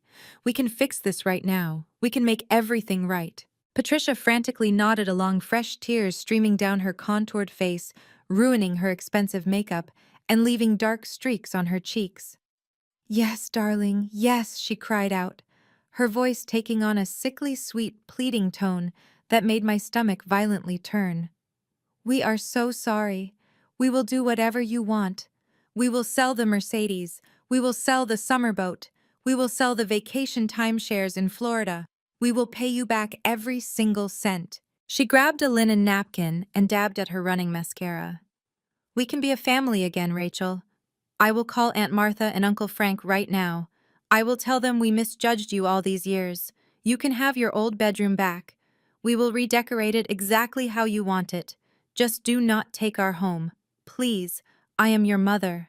Richard leaned over the table, his chest heaving with exertion. "We will issue a public apology, Rachel. We will tell everyone at the country club the truth about the crash. We will clear your name completely. You are our daughter. We want to welcome you back into the family with open arms. We will host a massive dinner in your honor. Just please, I am begging you, forgive the debt. Sign the house back over to us and let us start fresh as a real family." I stood motionless, watching the two people who had destroyed my youth groveling at my feet. A slow, bitter laugh clawed its way up my throat, echoing loudly off the crystal chandelier above us. "Welcome me back with open arms," I repeated, shaking my head slowly.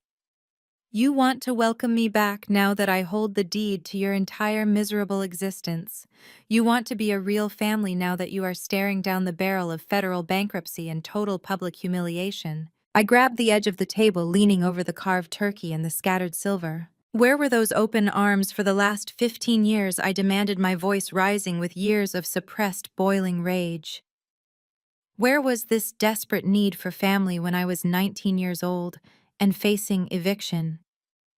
Do you have any idea what it is like to sit completely alone in a freezing 200-square-foot studio apartment in Queens on Thanksgiving?" The drafty windows rattled every time the subway passed. I spent years eating 90-cent cups of instant noodles while wrapped in 3 cheap fleece blankets because I could not afford to turn on the radiator. I scrubbed diner floors until 2 in the morning with a shoulder that never healed right because you flatly refused to help with my medical bills. Patricia squeezed her eyes shut, crying harder, but I refused to stop. "And what were you doing while I was starving?" I shouted, slamming my fist onto the mahogany wood, causing the plates to violently rattle. "You were posting pictures on Facebook. You posted high-resolution albums of your massive roasted turkeys and your vintage champagne. I sat in the dark reading the comments you left for your country club friends, claiming I was too busy finding myself to join the family celebration. Vanessa tagged you in photos from your ski trips in Aspen and your summer retreats in Monaco.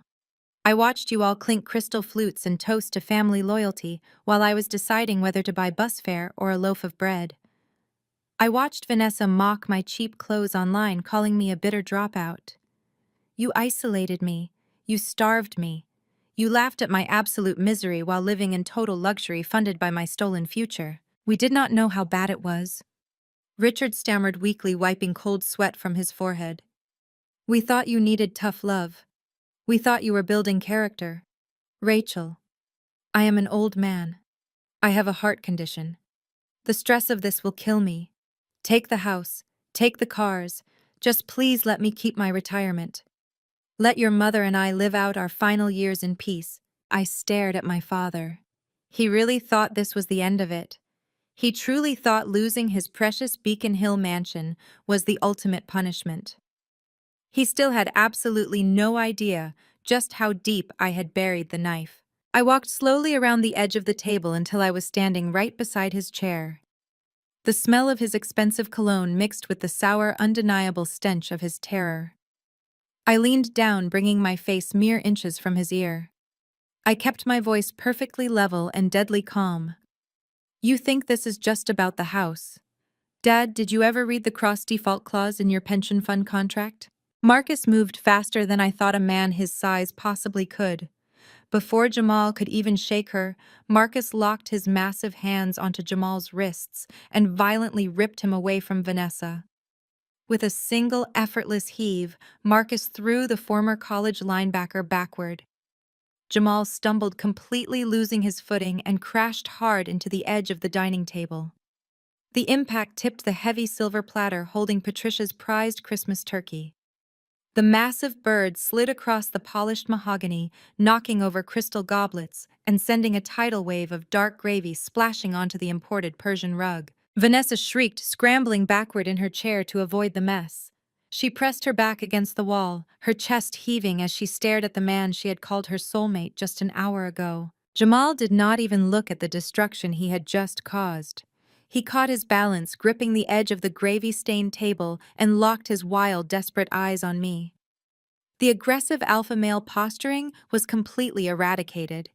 He looked like a cornered animal, realizing the trap was already closed. "Rachel, listen to me," Jamal pleaded, holding both his hands up in a frantic gesture of surrender. His deep voice trembled, cracking under the crushing weight of his impending federal indictment. "I had nothing to do with her fake real estate firm. She lied to me. She told me the money from the dealership escrow was just a temporary bridge loan. She swore the funds would be replaced by the end of the quarter. She manipulated me. She played me just like she played those investors." Vanessa gasped, her jaw dropping in absolute horror. "You lying coward!" she screamed, launching herself out of her chair. Her manicured hands curled into claws as if she wanted to rip his eyes out. "You knew exactly what we were doing.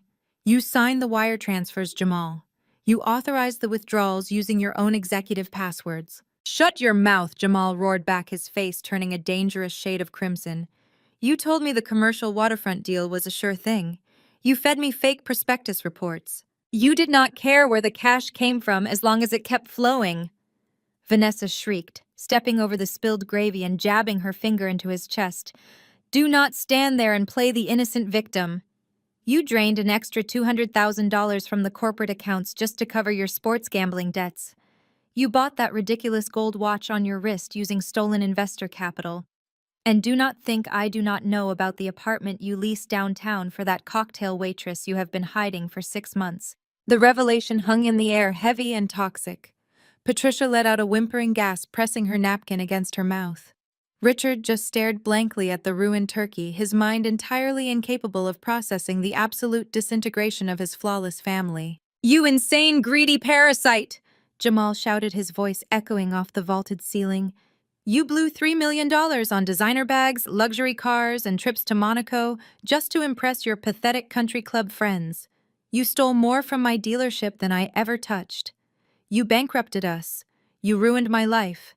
I am going to federal prison because I married a sociopath." I sat back in my chair, picking up my fresh glass of wine.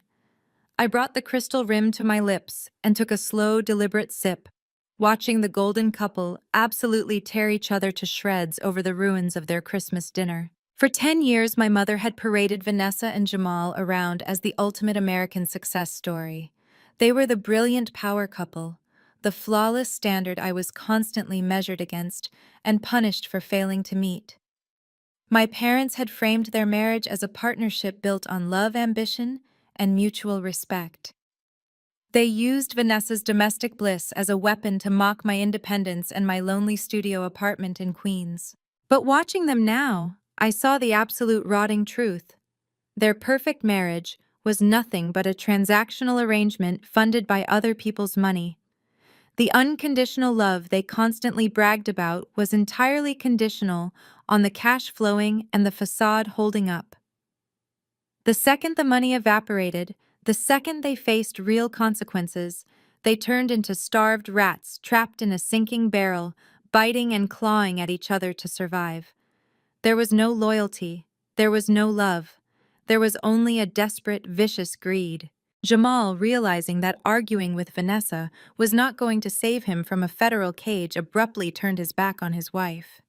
He stepped toward me, his chest heaving, his eyes wide with a sickeningly eager desperation. "Rachel, I can give you everything," Jamal begged, his voice dropping into a frantic, hushed tone. "I know you bought the debt. I know Vanguard Wealth Partners controls the leverage. I can help you crush them completely. I have the secondary ledgers. I kept backups of every single fraudulent transaction Vanessa ever made. I have the offshore routing numbers.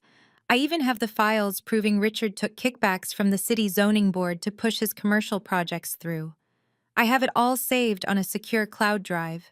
He leaned closer, placing his hands flat on the table right next to the spilled wine. I will turn over everything to your forensic accountants. Jamal promised, his eyes pleading with me to accept his ultimate betrayal.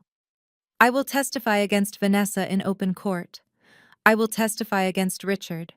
I will give the feds everything they need to lock them both away for 20 years. Just let me walk away. Call off the Vanguard lawyers. Tell your private equity board to drop the civil suit against my dealership, and I will hand you the keys to their complete destruction. I let the silence stretch out, allowing his pathetic offer to hang in the air. I looked at Vanessa, who was staring at her husband with an expression of pure venomous hatred. I looked at Richard, who seemed to visibly shrink into his chair as Jamal openly offered to send him to a federal penitentiary. Finally, I looked back at Jamal.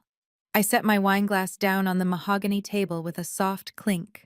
I rested my hands in my lap and offered him a polite, clinical smile. You cannot make deals with me, Jamal, I said, my voice perfectly calm and devoid of any sympathy. You do not have anything I need. The FBI Cyber Division cracked your cloud drive 3 days ago.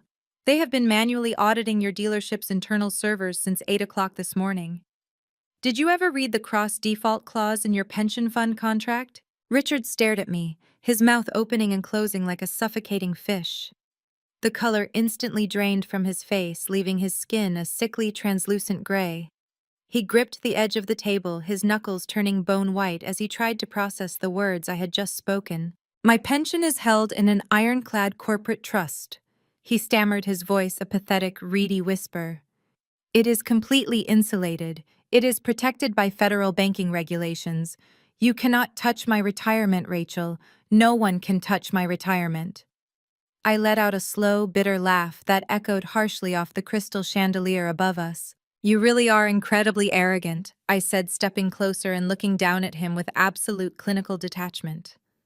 You were so utterly convinced of your own financial invincibility that you did not even bother to read the fine print. 3 years ago, when Vanessa's first fraudulent shell company was struggling with liquidity, she came to you crying for a massive corporate bridge loan. You signed a personal guarantee to secure that capital. You thought it was just a simple formality to keep the banking executives happy while your golden daughter moved her imaginary millions around. Richard began to wheeze, his hand flying up to clutch his chest. Patricia let out a strangled, whimpering gasp, grabbing his arm. But to secure that massive line of credit, you used your corporate pension trust as collateral. I continued, my voice rising with terrifying authority. You tied your entire life savings, your entire future to her criminal enterprise. So, when Vanguard Wealth Partners quietly acquired the entire debt portfolio, we acquired the collateral too. When the FBI raided Vanessa's fake firm this morning, it triggered a massive, catastrophic cross-default across every single financial instrument tied to her name. The banking software automatically executed the clause. Your pension trust was instantly liquidated to satisfy the outstanding commercial debts. Richard let out a horrible, gut-wrenching sob.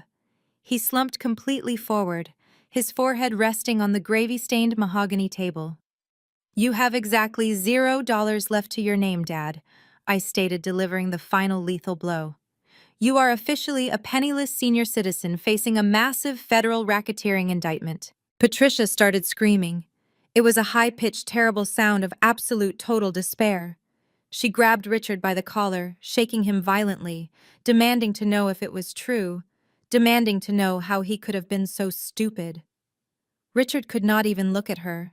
He just wept openly, his entire identity as a wealthy, powerful patriarch completely destroyed in a matter of seconds. Rachel, please!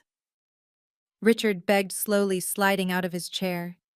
He dropped heavily onto his knees, right onto the gravy-soaked Persian rug. The great Richard Thorne, the man who used to relentlessly mock my cheap shoes and my waitressing jobs, was now kneeling at my feet, weeping like a child. 30 days, he pleaded, holding his trembling hands up toward me. I am begging you, Rachel. I am on my knees, begging my own daughter. Just give us 30 days to pack up the house. We have 30 years of memories in these walls. Your mother has her grandmother's antique china. We have the imported Italian art. We just need 1 month to hire movers to sell whatever we can and find a small apartment. You cannot just put us out on the freezing street on Christmas weekend. We will sign the deed over to Vanguard quietly. We will not fight the foreclosure. Just please let us pack our lives." Patricia fell to her knees right beside him, weeping so hard she was actively hyperventilating. "Please, Rachel," she cried, her hands clutching the hem of my tailored blazer. "My designer clothes, my jewelry. We need time to sell things. We need time to pack the silver. Have a heart. We are your flesh and blood." I looked down at them, feeling absolutely nothing but a cold, satisfying clarity.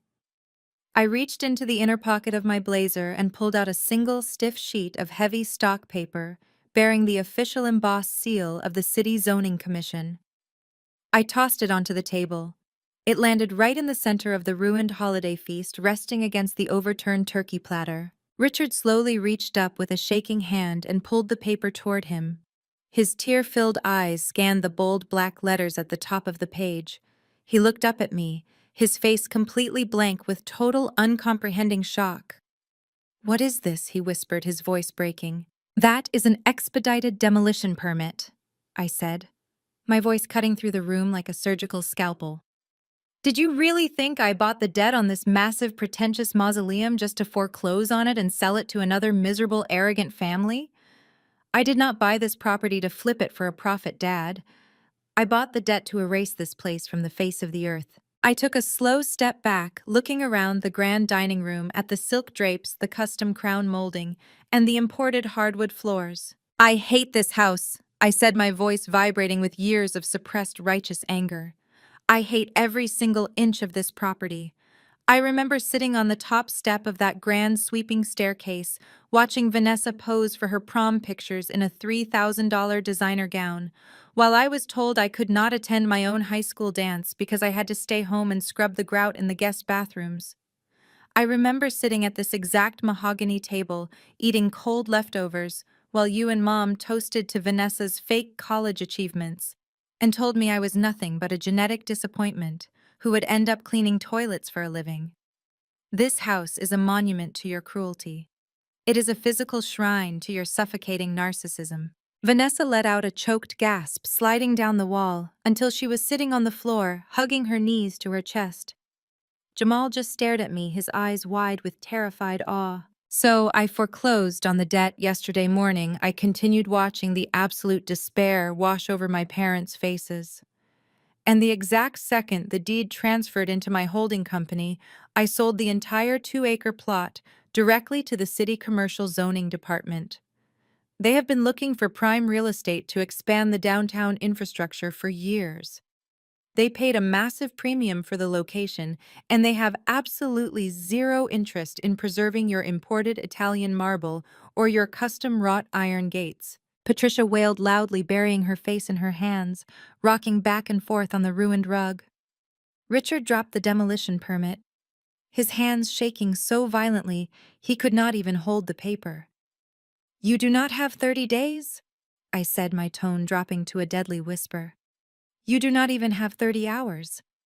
You have exactly until tomorrow morning to grab whatever fits in the trunks of the luxury cars you no longer own before the federal marshals arrive to impound the vehicles." I checked my Cartier watch, the diamonds catching the light of the chandelier. I looked down at my broken, weeping parents and my shattered golden sister. "Well, this has been a lovely holiday dinner. But you all have packing to do. The bulldozers arrive at exactly 8 o'clock on Monday morning to turn this 6-bedroom mansion into a commercial parking garage. Take your cheap gifts and get out." I did not wait to see the final remnants of their sanity shatter. I turned on my heel, the sharp click of my designer stilettos striking the imported Italian hardwood floor, echoing like a judge striking a gavel. I did not look back at the ruined Persian rug, or the spilled wine, or the pathetic weeping husks of the people who had terrorized my youth. I simply gave Marcus a brief nod. My head of security immediately stepped back, falling into perfectly synchronized step behind me as we exited the dining room and marched across the grand foyer. "Rachel, wait!" a desperate, frantic voice echoed behind us. Heavy, frantic footsteps pounded against the floorboards. Jamal had scrambled up from the gravy-soaked rug, completely abandoning his hysterical wife and my broken parents. He lunged into the foyer, his face slick with sweat and his eyes wide with the manic terror of a man who realizes he is about to lose his freedom. "Rachel, please listen to me," Jamal begged, sprinting to catch up. "You know I am a brilliant salesman. You know my numbers at the dealership were untouchable before Vanessa ruined my escrow accounts. Hire me. Give me a job at Vanguard Wealth Partners. I will do anything. I will work in the mailroom. I will sweep the lobby floors. I will cold call your lowest tier leads. Just put me on your corporate payroll so I have a legal shield when the federal agents execute their warrants. You have the best defense attorneys in the country on retainer. Just give me a chance to earn my keep." I stopped with my hand hovering inches from the polished brass handle of the heavy oak front door. I slowly turned my head and looked at him. The man who had sneered at my studio apartment, who had mocked my cheap clothes at every holiday gathering, was now literally begging to scrub my office toilets to save his own skin. He was willing to step over the bleeding corpse of his marriage just to grab a life vest. "I do not hire liabilities, Jamal." I stated, my voice flat and completely devoid of mercy. "And I certainly do not hire federal inmates." He let out a strangled gasp and lunged forward, reaching his thick hands out to grab my blazer. He never even made it within 3 feet of me. Marcus moved with terrifying, brutal efficiency. My security chief planted his heavy boots and thrust both of his massive hands directly into Jamal's chest. The impact sounded like a car crash. The shove lifted the former college athlete completely off his feet and launched him backward through the air. Jamal flew backward, crashing violently into a decorative mahogany console table in the center of the foyer. The table splintered under his heavy weight, sending a priceless Ming vase shattering into 1,000 jagged pieces across the marble tiles. Jamal groaned, clutching his bruised ribs as he writhed on the floor amidst the broken porcelain. "Do not ever reach for her again," Marcus growled, his deep voice rumbling with an unmistakable promise of extreme violence. I pushed the heavy oak door open and stepped out into the freezing, crisp winter night. The Arctic air hit my face instantly, clearing the cloying stench of expensive perfume-roasted turkey and raw fear that had suffocated the dining room. Marcus followed me out, firmly pulling the grand double doors shut behind him with a heavy, definitive thud. The brass latch clicked, locking the monsters inside their own collapsing fortress. My chauffeur-driven Maybach was idling flawlessly at the base of the sweeping circular driveway. The sleek black paint gleamed perfectly under the pale glow of the outdoor security lights. My driver stood at attention, instantly opening the rear passenger door the moment he saw me approaching. Before stepping into the heated, luxurious cabin of the vehicle, I stopped. I stood on the pristine, snow-covered driveway and slowly turned around to look at the massive 6-bedroom Beacon Hill mansion one last time. The majestic brick facade looked exactly as it always had, projecting an aura of untouchable generational wealth and flawless upper-class superiority.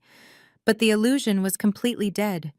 Even out here in the freezing driveway 50 yards away, the noise bleeding through the thick walls was absolutely deafening.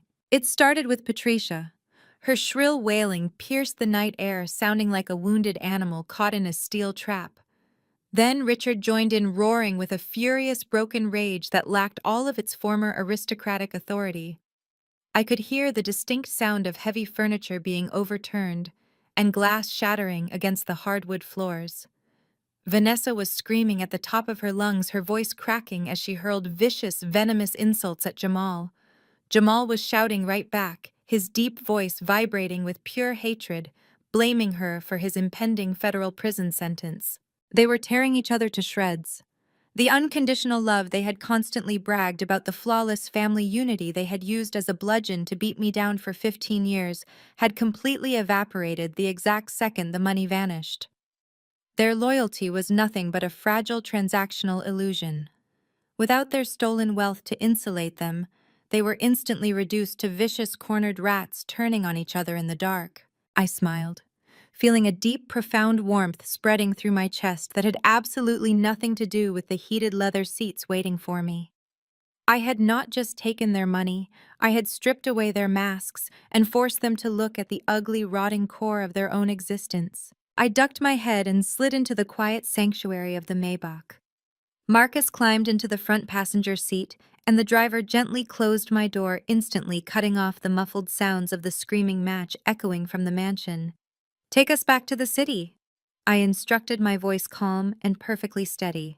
The heavy luxury vehicle glided smoothly down the long driveway, leaving fresh tire tracks in the pristine snow. I leaned my head back against the soft leather headrest, watching the grand wrought iron gates slowly open to let us pass. The property that had haunted my youth, the physical monument to my parents' cruelty, would be a flattened pile of rubble and rebar by Tuesday afternoon. As the Maybach turned onto the main road, smoothly accelerating away from the wealthy neighborhood, my phone abruptly vibrated inside my designer purse.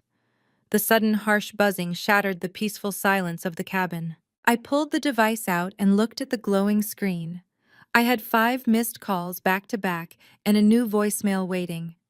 The caller identification displayed a restricted number, but I knew exactly who it was. The frantic panic, the desperate need to reclaim control, the sheer terror of facing the real world without a financial safety net was about to begin. I stared at the screen, watching the digital soundwave icon pulse on the display. It was the very first voicemail of what would quickly become a relentless, desperate 6-month barrage. It was the very first voicemail of what would quickly become a relentless, desperate 6-month barrage. Exactly 30 days had passed since that freezing Christmas night in Boston. The transition from the holidays into the brutal dead of winter had been swift and unforgiving. I sat behind the massive slab of polished black marble that served as my desk inside my corner penthouse office. Floor-to-ceiling windows offered a flawless panoramic view of the Manhattan skyline. The financial district hummed with billions of dollars of corporate energy right beneath my feet. My office was perfectly climate-controlled, filled with the subtle scent of expensive leather and fresh espresso. I leaned back in my ergonomic chair, resting my manicured hands on the smooth marble surface, and tapped the speaker icon on my sleek titanium desk phone. The digital audio file clicked open. The sound of howling wind and rattling aluminum immediately filled my pristine corporate sanctuary. "Rachel, please pick up the phone," my mother begged. Her voice was entirely unrecognizable. The haughty aristocratic drawl she had spent decades perfecting at country club luncheons and charity galas was completely gone. It had been replaced by a wet, trembling wheeze. She sounded small, frail, and utterly defeated. I took a slow sip of my hot espresso, letting the rich, dark roast warm my throat as I listened to the mighty Patricia Thorne completely disintegrate. "Rachel, it is, Mom," she sobbed, her voice cracking as a harsh gust of wind slammed against whatever cheap structure she was hiding inside. "Please tell me you are listening to this. We do not know what else to do. We had to leave Boston. The bank took everything. The federal marshals came and locked the gates. We are living in a decrepit RV park in upstate New York. It is a rusted tin box, Rachel. The floorboards are rotting and the wind comes right through the walls." I stared out at the towering glass skyscrapers of Wall Street, feeling absolutely no pity. I remembered my freezing cinder-block apartment in Queens. I remembered wearing 2 winter coats to bed while my mother sipped vintage wine in her heated Beacon Hill mansion. The universe was finally balancing the scales. "We have absolutely nothing left," Patricia cried, her breath hitching in her throat. "Richard went to the bank yesterday to withdraw money for groceries, but his accounts are completely frozen. The tellers looked at him like he was a criminal. We are surviving on his minimum social security check. I went to the discount market this morning, and my debit card was declined. I had to put the bread and the canned soup back on the shelf while people stared at me. Rachel, I had to put the bread back." She broke down into heavy, wet sobbing. I simply swiveled my chair slightly, watching a helicopter navigate through the gray winter clouds above the city. "Your father tried to call our friends," Patricia continued, her voice dripping with a pathetic, disbelieving agony. "He called the Harringtons. He called Judge Peterson. He called everyone we have known for 30 years. They blocked our numbers, Rachel. Every single one of them. The country club sent a courier to the RV park yesterday. They did not even have the decency to call us. They sent a hired messenger to physically confiscate our membership pins and deliver a letter banning us from the premises. They treated us like we were infected with a disease. Richard has not spoken a word since the courier left. He just sits in the corner of this freezing trailer, staring at the peeling linoleum. I smiled a cold, hard smile that did not reach my eyes. The unconditional loyalty of the wealthy elite was a myth my parents had worshipped their entire lives. Now they were learning the hard way that their high society friends only loved the money. The second the bank accounts hit zero, the country club doors slammed shut forever. "Rachel, the propane heater is broken," Patricia pleaded, her voice dropping into a desperate raw whisper. "It is 9 degrees outside and we have no heat. I am wearing my only winter coat inside, but I cannot stop shivering. Dad is coughing. He is so cold, Rachel. Please. I know you hate us. I know we made mistakes. But we are freezing. Just wire us $200. Just enough to fix the heater and buy some hot food. I am begging you on my hands and knees. Please do not leave us to freeze to death." The voicemail abruptly cut off as her prepaid phone clearly ran out of minutes. The digital automated voice chimed through the speaker announcing the end of the message. I reached out and pressed the delete button without a single fraction of a second of hesitation. I did not feel an ounce of guilt. $200 was the exact amount of money she had casually handed me when she abandoned me to the wolves 15 years ago. She had watched me drown in medical debt and criminal charges with a smile on her face. Now she was trapped in a freezing aluminum box surrounded by the rotting consequences of her own boundless greed. She could freeze. I picked up my tablet to review the quarterly projections for Vanguard Wealth Partners, but a sudden flash of bright red on the massive flat-screen television mounted on my office wall caught my attention. I set the tablet down and reached for the remote, unmuting the live financial news broadcast. The scrolling ticker at the bottom of the screen flashed a breaking news alert in bold white letters across a crimson background. The news anchor sat at his desk, looking incredibly serious, as footage of a federal courthouse began to play on the screen behind him. "We are interrupting our standard market coverage with breaking news out of the federal district court," the anchor announced, his voice crisp and urgent. "A massive federal indictment has just been unsealed this morning, sending shockwaves through the luxury real estate and automotive sectors." The screen switched from the anchor to raw, shaky footage taken outside a federal building. Two black, unmarked sport utility vehicles were parked at the curb, surrounded by a swarm of aggressive paparazzi and local news cameras. Federal agents from the Federal Bureau of Investigation Cybercrimes and Financial Fraud Divisions have officially executed arrest warrants for a high-profile married couple. The anchor continued as the camera zoomed in on the heavy glass doors of the courthouse. The doors swung open. A team of heavily armed federal agents marched out into the freezing winter air. Walking between the agents wearing matching bright orange standard-issue prison jumpsuits were Jamal and Vanessa. Their wrists were heavily shackled in thick steel handcuffs. A heavy metal chain wrapped around their waists, linking their wrists to their midsections. Vanessa looked absolutely terrifying. Her perfectly dyed blonde hair was a matted, greasy mess, hanging in tangled clumps in front of her face. She was devoid of all her expensive makeup, exposing the deep, dark, exhausted circles under her eyes. She kept her head down, trying to hide her face from the flashing cameras, as the federal agents aggressively marched her toward the waiting vehicles. Jamal looked entirely broken.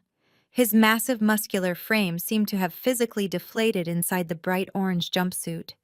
He stared blankly ahead, his eyes completely hollow and dead. Vanessa Thorne and Jamal Thorne have been indicted on 47 counts of federal wire fraud, corporate embezzlement, money laundering, and conspiracy to commit financial racketeering, the anchor reported, reading directly from a stack of legal documents.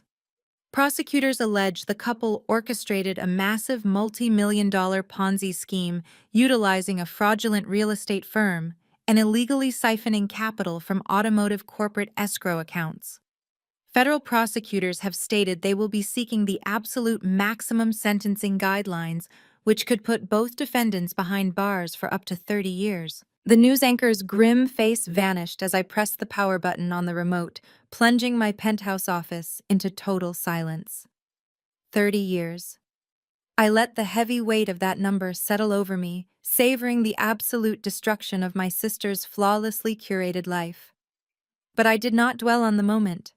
I had a multi-billion-dollar corporate empire to run, and Vanguard Wealth Partners required my undivided attention. Month 3 arrived, bringing the brutal freezing winds of February, tearing through the concrete canyons of Manhattan. But inside the exclusive subterranean sanctuary of the Aman Spa in Midtown, the climate was a perfect tropical paradise. I lay face down on a heated massage table draped in ultra-soft Egyptian cotton. The air was thick with the intoxicating scent of crushed eucalyptus and expensive lavender oil. Soft ambient music played quietly through hidden speakers, creating an atmosphere of absolute peace. A highly trained masseuse was expertly working warm, smooth basalt stones into the tense muscles of my upper back. I closed my eyes, letting the intense heat melt away the residual stress of closing a massive corporate acquisition in London earlier that week. My personal phone, which rested on a sleek bamboo tray beside the massage table, abruptly vibrated. The harsh mechanical buzzing clashed violently with the tranquil spa music. I had given my executive assistant strict instructions that I was only to be interrupted for catastrophic corporate emergencies. I opened one eye and glanced at the glowing screen. The caller identification simply read restricted number. Curiosity getting the better of me. I reached out and tapped the green icon, placing the device on speakerphone. An automated metallic voice immediately filled the serene room. You have a prepaid collect call from an inmate at the Metropolitan Detention Center. To accept these charges, press 1. I raised a single finger, signaling for the masseuse to pause her work. I tapped the screen. The exact second the line connected, the sound of harsh, chaotic background noise flooded the quiet spa. I heard heavy steel doors slamming shut, loud, aggressive voices echoing off concrete walls, and the unmistakable sound of someone weeping hysterically. "Rachel, please do not hang up!" Vanessa sobbed, her voice a wet, frantic mess. It was the sound of a woman who had been completely and systematically broken. Her legendary arrogance, her impenetrable superiority complex, the smug entitlement she had worn like a heavy gold crown, her entire life was entirely eradicated. She did not sound like the golden child of the Thorne family anymore. She sounded like a terrified, desperate animal backed into a dark corner. "Rachel, please, you have to listen to me," Vanessa begged, her breath hitching wildly as she choked on her own tears. "I have been in this holding block for over 60 days. It is an absolute nightmare. It is freezing and dangerous, and the women in here terrify me. They treat us like caged dogs. The food is rotting. The guards are brutal, and I have not slept more than an hour a night since they locked me in this awful place. I am losing my mind, Rachel. I am so unbelievably scared." I rested my chin on my folded hands, feeling the warm, smooth stone radiating soothing heat into my spine. I did not say a single word. I simply let her drown in her own panic. "Jamal betrayed me," Vanessa wailed, the sheer desperation making her voice crack and splinter. "He turned state's evidence. The exact second they put him in a federal interrogation room, he completely folded. He gave the prosecutors everything. He handed over the secondary commercial ledgers. He gave them the offshore routing numbers. He even turned over the encrypted emails where I explicitly authorized the fake corporate bridge loans. He threw me straight under the bus to save his own pathetic skin." She let out a ragged, horrifying sob that rattled the speaker on my phone. "He took a plea deal for 30 months in a minimum security camp," she cried. "A country club prison for white-collar criminals. They are offering him a walk in the park, while the prosecutors are threatening me with 15 years in a maximum security federal penitentiary. They want to make an example out of me to scare off other fraudulent investors. He ruined my life, Rachel. He sold me out." I smiled, letting out a slow, silent breath. Jamal had done exactly what he had promised to do on Christmas night. He had turned over the keys to her complete destruction. The golden couple, the flawless American success story, had eaten each other alive just to survive the winter. "I need bail money, Rachel," Vanessa pleaded, her voice dropping into a desperate, begging whisper. "The judge set the bond at $2 million because they consider me a severe flight risk due to the offshore accounts. I need 10% just to secure a bondsman. $200,000 is pocket change to you. It is a rounding error in your corporate portfolio. But Mom and Dad have absolutely nothing. They are still trapped in that freezing trailer park surviving on canned beans. They cannot even afford their own groceries, let alone a federal bail bond. I listened to a loud buzzer sounding off in the background of her call, followed by a guard shouting orders. All of my personal and corporate accounts have been entirely seized by the government. Vanessa sobbed openly, weeping into the receiver. Every single one of my so-called country club friends has completely vanished. The people I bought expensive gifts for, the people I took on luxury vacations, no one will even answer my calls. Their lawyers sent me cease and desist letters just for trying to reach out. I am completely alone. You are the only one who has that kind of liquidity. You are my sister Rachel. We share the same blood. We grew up in the same house. I know I was awful to you. I know I was cruel and selfish and greedy, but I am begging you on my hands and knees. Please pay my bail. I cannot survive 15 years in a federal cage. I will not make it. Please do not leave me in here to die, please. Her pathetic begging echoed through the tranquil eucalyptus-scented air of the massage room. I looked at the sleek bamboo tray and stared at the glowing digital timer on the phone screen. I felt absolutely no pity. I felt no familial obligation. The sister she was begging for had died years ago, starved of affection and mocked for her very existence. I spoke clearly, directly toward the phone's microphone. Operator, I do not accept collect calls from strangers. I reached out and tapped the bright red button, instantly severing the connection and plunging the room back into serene, beautiful silence. I closed my eyes, taking a deep, cleansing breath of the lavender-scented air. You may continue with the hot stones, I murmured to the masseuse. Exactly 3 months later, the brutal, freezing winds of February had surrendered to the stifling, humid heat of late May. I sat at the head of the massive custom glass conference table in the Vanguard Wealth Partners executive boardroom. Spread out before me were the final acquisition documents for a hostile takeover of a European logistics conglomerate. It was a massive multi-billion-dollar merger that would firmly cement my firm as an untouchable global titan. My elite legal team sat silently around the room, their eyes fixed on me, waiting for my final signature to execute the transfer of power. I picked up my platinum fountain pen, but before the finely crafted nib could even touch the thick parchment, my private secure line buzzed. This was a dedicated encrypted satellite number. Only 5 trusted people in the entire world had access to it. I raised a single hand, pausing the room, and picked up the heavy black receiver. It was not a live call. It was a recorded voice message routed directly from the main corporate switchboard, bypassing my executive assistants. I pressed the device to my ear. The voice that filtered through the high-definition speaker was hollow, raspy, and completely stripped of every single ounce of its former commanding aristocratic authority. It was Richard, my father. Rachel, please do not hang up. Richard pleaded, his words rushing out in a frantic, breathless panic. I know you hate the sound of my voice. I know you have blocked every other number your mother and I have tried to use. I paid a private investigator the very last $200 I had to my name just to find this secure routing line. Please just listen to me. Please do not press delete yet. He took a ragged, wheezing breath. His lungs sounded weak, like they were physically failing him under the crushing weight of his new reality. We have absolutely nothing left, Rachel, he continued, his voice breaking into a pathetic tremor. The federal prosecutors seized the trailer park property yesterday morning to liquidate the land for Vanessa's restitution fund. Patricia and I are living in a weekly highway motel off the interstate, and we cannot afford next week's rent. Vanessa was officially sentenced to 14 years. They transferred her to a maximum security facility in Texas last night. Jamal got exactly what he wanted.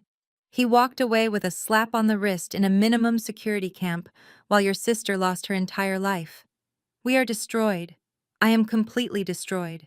I leaned back in my ergonomic leather chair, watching the sunlight glint off the towering glass skyscrapers of the Manhattan Financial District. My facial expression remained entirely blank, a mask of absolute corporate detachment.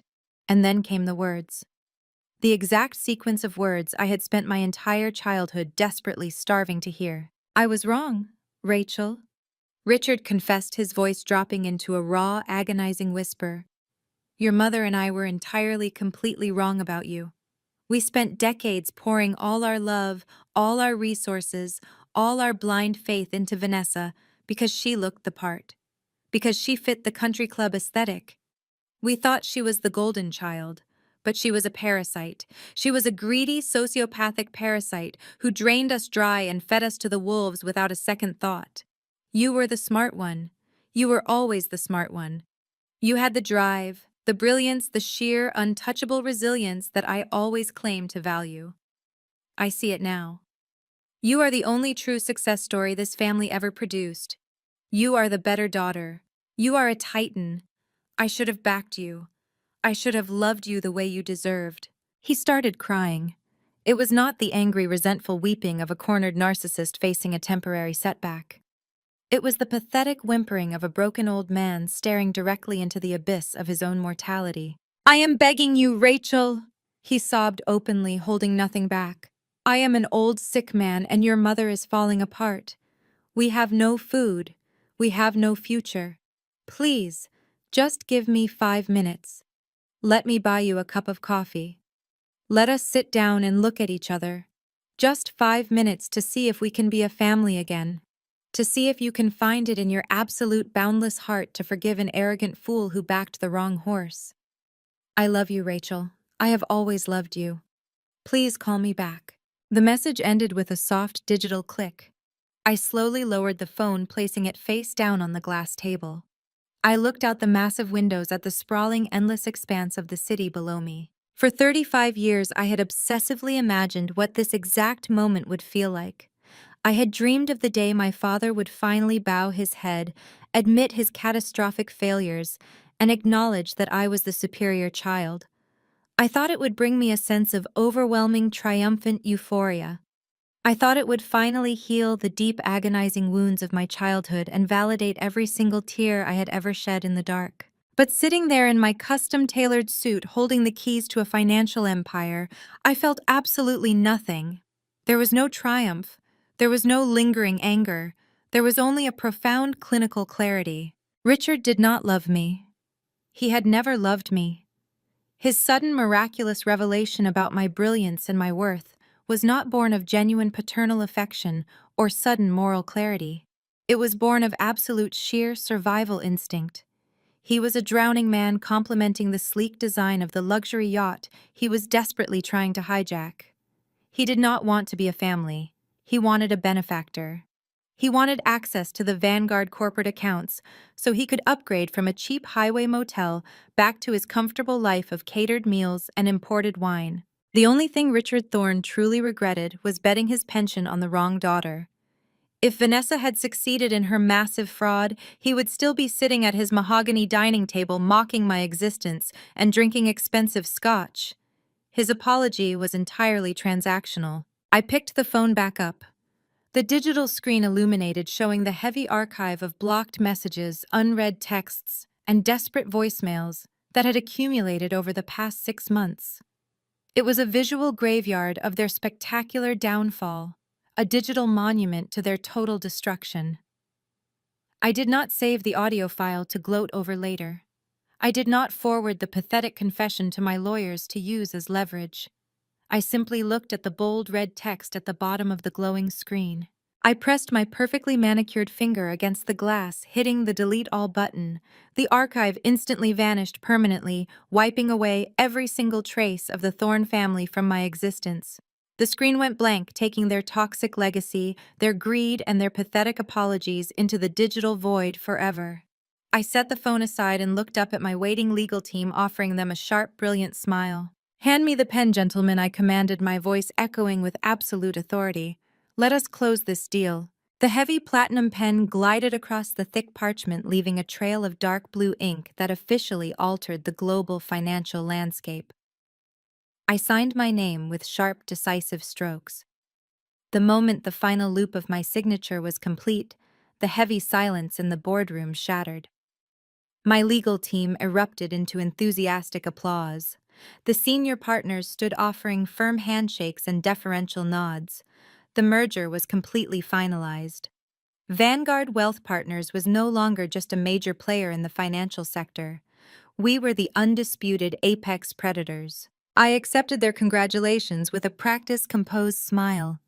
I watched as they packed their leather briefcases and filed out of the executive suite, leaving me standing alone in the massive glass-walled room. The heavy mahogany doors clicked shut. The silence that settled around me was profound. It was not the cold, terrifying silence of isolation I had known in my freezing Queens apartment all those years ago. It was the rich, warm silence of absolute, total control. I turned away from the custom glass table and walked slowly toward the floor-to-ceiling windows. The city sprawled out beneath me, a glittering grid of ambition and power. I looked at my reflection in the glass, and for the first time I addressed you directly. Society beats a very specific, relentless narrative into our heads from the absolute second we are born. We are handed a script and expected to memorize the lines without ever questioning the plot. Blood is thicker than water. Forgive and forget. Family is everything. You only get one mother. You only get one father. We are conditioned by movies, television commercials, and well-meaning friends to believe that biological connection is some sacred, unbreakable covenant. We are told that we must constantly strive to keep the peace. We are told that the holidays are meant for going home. We see the advertisements with the perfectly roasted turkeys and the smiling grandparents passing gifts across a beautifully set table. We are sold this flawless fantasy of unconditional love and unwavering support. But for so many of us, going home does not mean safety. It means walking back into an emotional war zone. It means bracing yourself for the passive-aggressive comments about your career or your relationship status. It means shrinking yourself down into a tiny, manageable box so you do not outshine the golden child. It means swallowing your pride and chewing on your own tongue just to avoid an argument that will inevitably be blamed on you anyway. Nobody ever tells you what to do when your family is the exact thing actively trying to destroy you. Nobody hands you a manual on how to survive when the people who are biologically wired to protect you are the ones deliberately holding your head under the water. Keeping the peace usually just means silently absorbing their war. It means setting yourself on fire just to keep them warm. For 35 years, I bought into that toxic myth. I let them treat me like an unwanted ghost haunting their pristine Beacon Hill mansion. I let them mock my ambitions, minimize my struggles, and casually discard me the second I became a financial inconvenience. I believed that if I just worked a little harder, became a little smarter, or achieved a little more, they would finally look at me with the same blind adoration they showered on Vanessa. I was wrong. And Richard was wrong too. His pathetic, desperate voicemail was the ultimate proof. Richard and Patricia operated under the deeply flawed delusion that giving me life somehow entitled them to my soul. Vanessa believed that sharing my last name gave her a permanent free pass to treat me like human garbage. They all thought that biological connection was a universal currency that could buy unlimited forgiveness, no matter how severe the abuse. It is not. Blood does not entitle people to your bank account. It does not give them the right to drain your peace of mind. It certainly does not grant them a permanent lifelong lease on your sanity. Richard called me the better daughter in his voicemail. He called me a titan. He thought flattery would act as a skeleton key to unlock my vault. He honestly believed that after 35 years of emotional starvation, a few breadcrumbs of forced praise would be enough to bring me running back to the table. It is almost laughable how little he actually knows me. He does not understand that I stopped being his daughter the day he handed me $200 and told me to figure out my own survival. Walking away from my family was not a tragedy. The real tragedy would have been staying. The tragedy would have been allowing them to drag me down into the muddy, freezing swamp of their own endless greed. I watched my sister orchestrate a massive federal fraud scheme just to maintain an illusion of wealth. I watched my parents abandon every single moral principle they claimed to possess the second the country club doors slammed in their faces. They were hollow people chasing hollow lives. Cutting off a toxic family is entirely misunderstood. People will call you cold. They will call you ruthless. They will whisper about you at dinner parties and say you lack empathy. Let them whisper. Cutting off toxicity is not an act of cruelty. It is the absolute ultimate act of radical self-care. It is looking directly at the people who systematically broke you and finally deciding that you are worth putting yourself back together. You do not owe your abusers a seat at your table just because you share a genetic code.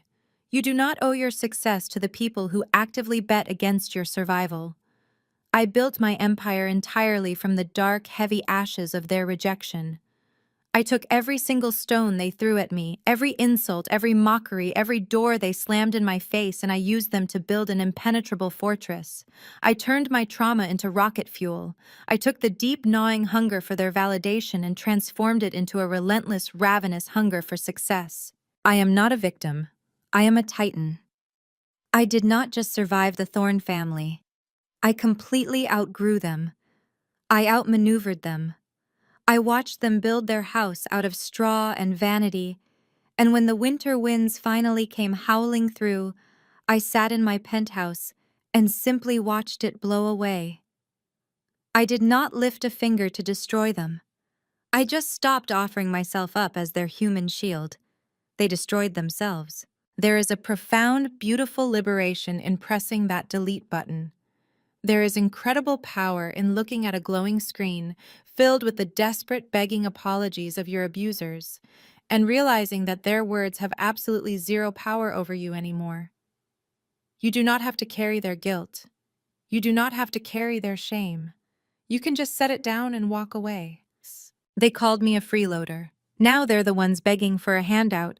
Have you ever had to cut the cord on a toxic family member who thought they could walk all over you? Tell me your story in the comments below, and don't forget to like and subscribe for more stories of taking back your power. The ultimate lesson from Rachel's journey is that biological ties do not grant a free pass for abuse, nor do they entitle anyone to the peace and success you have built with your own hands. Society frequently romanticizes the concept of family, but true independence requires the courage to recognize when those closest to you are actually your greatest destructive force.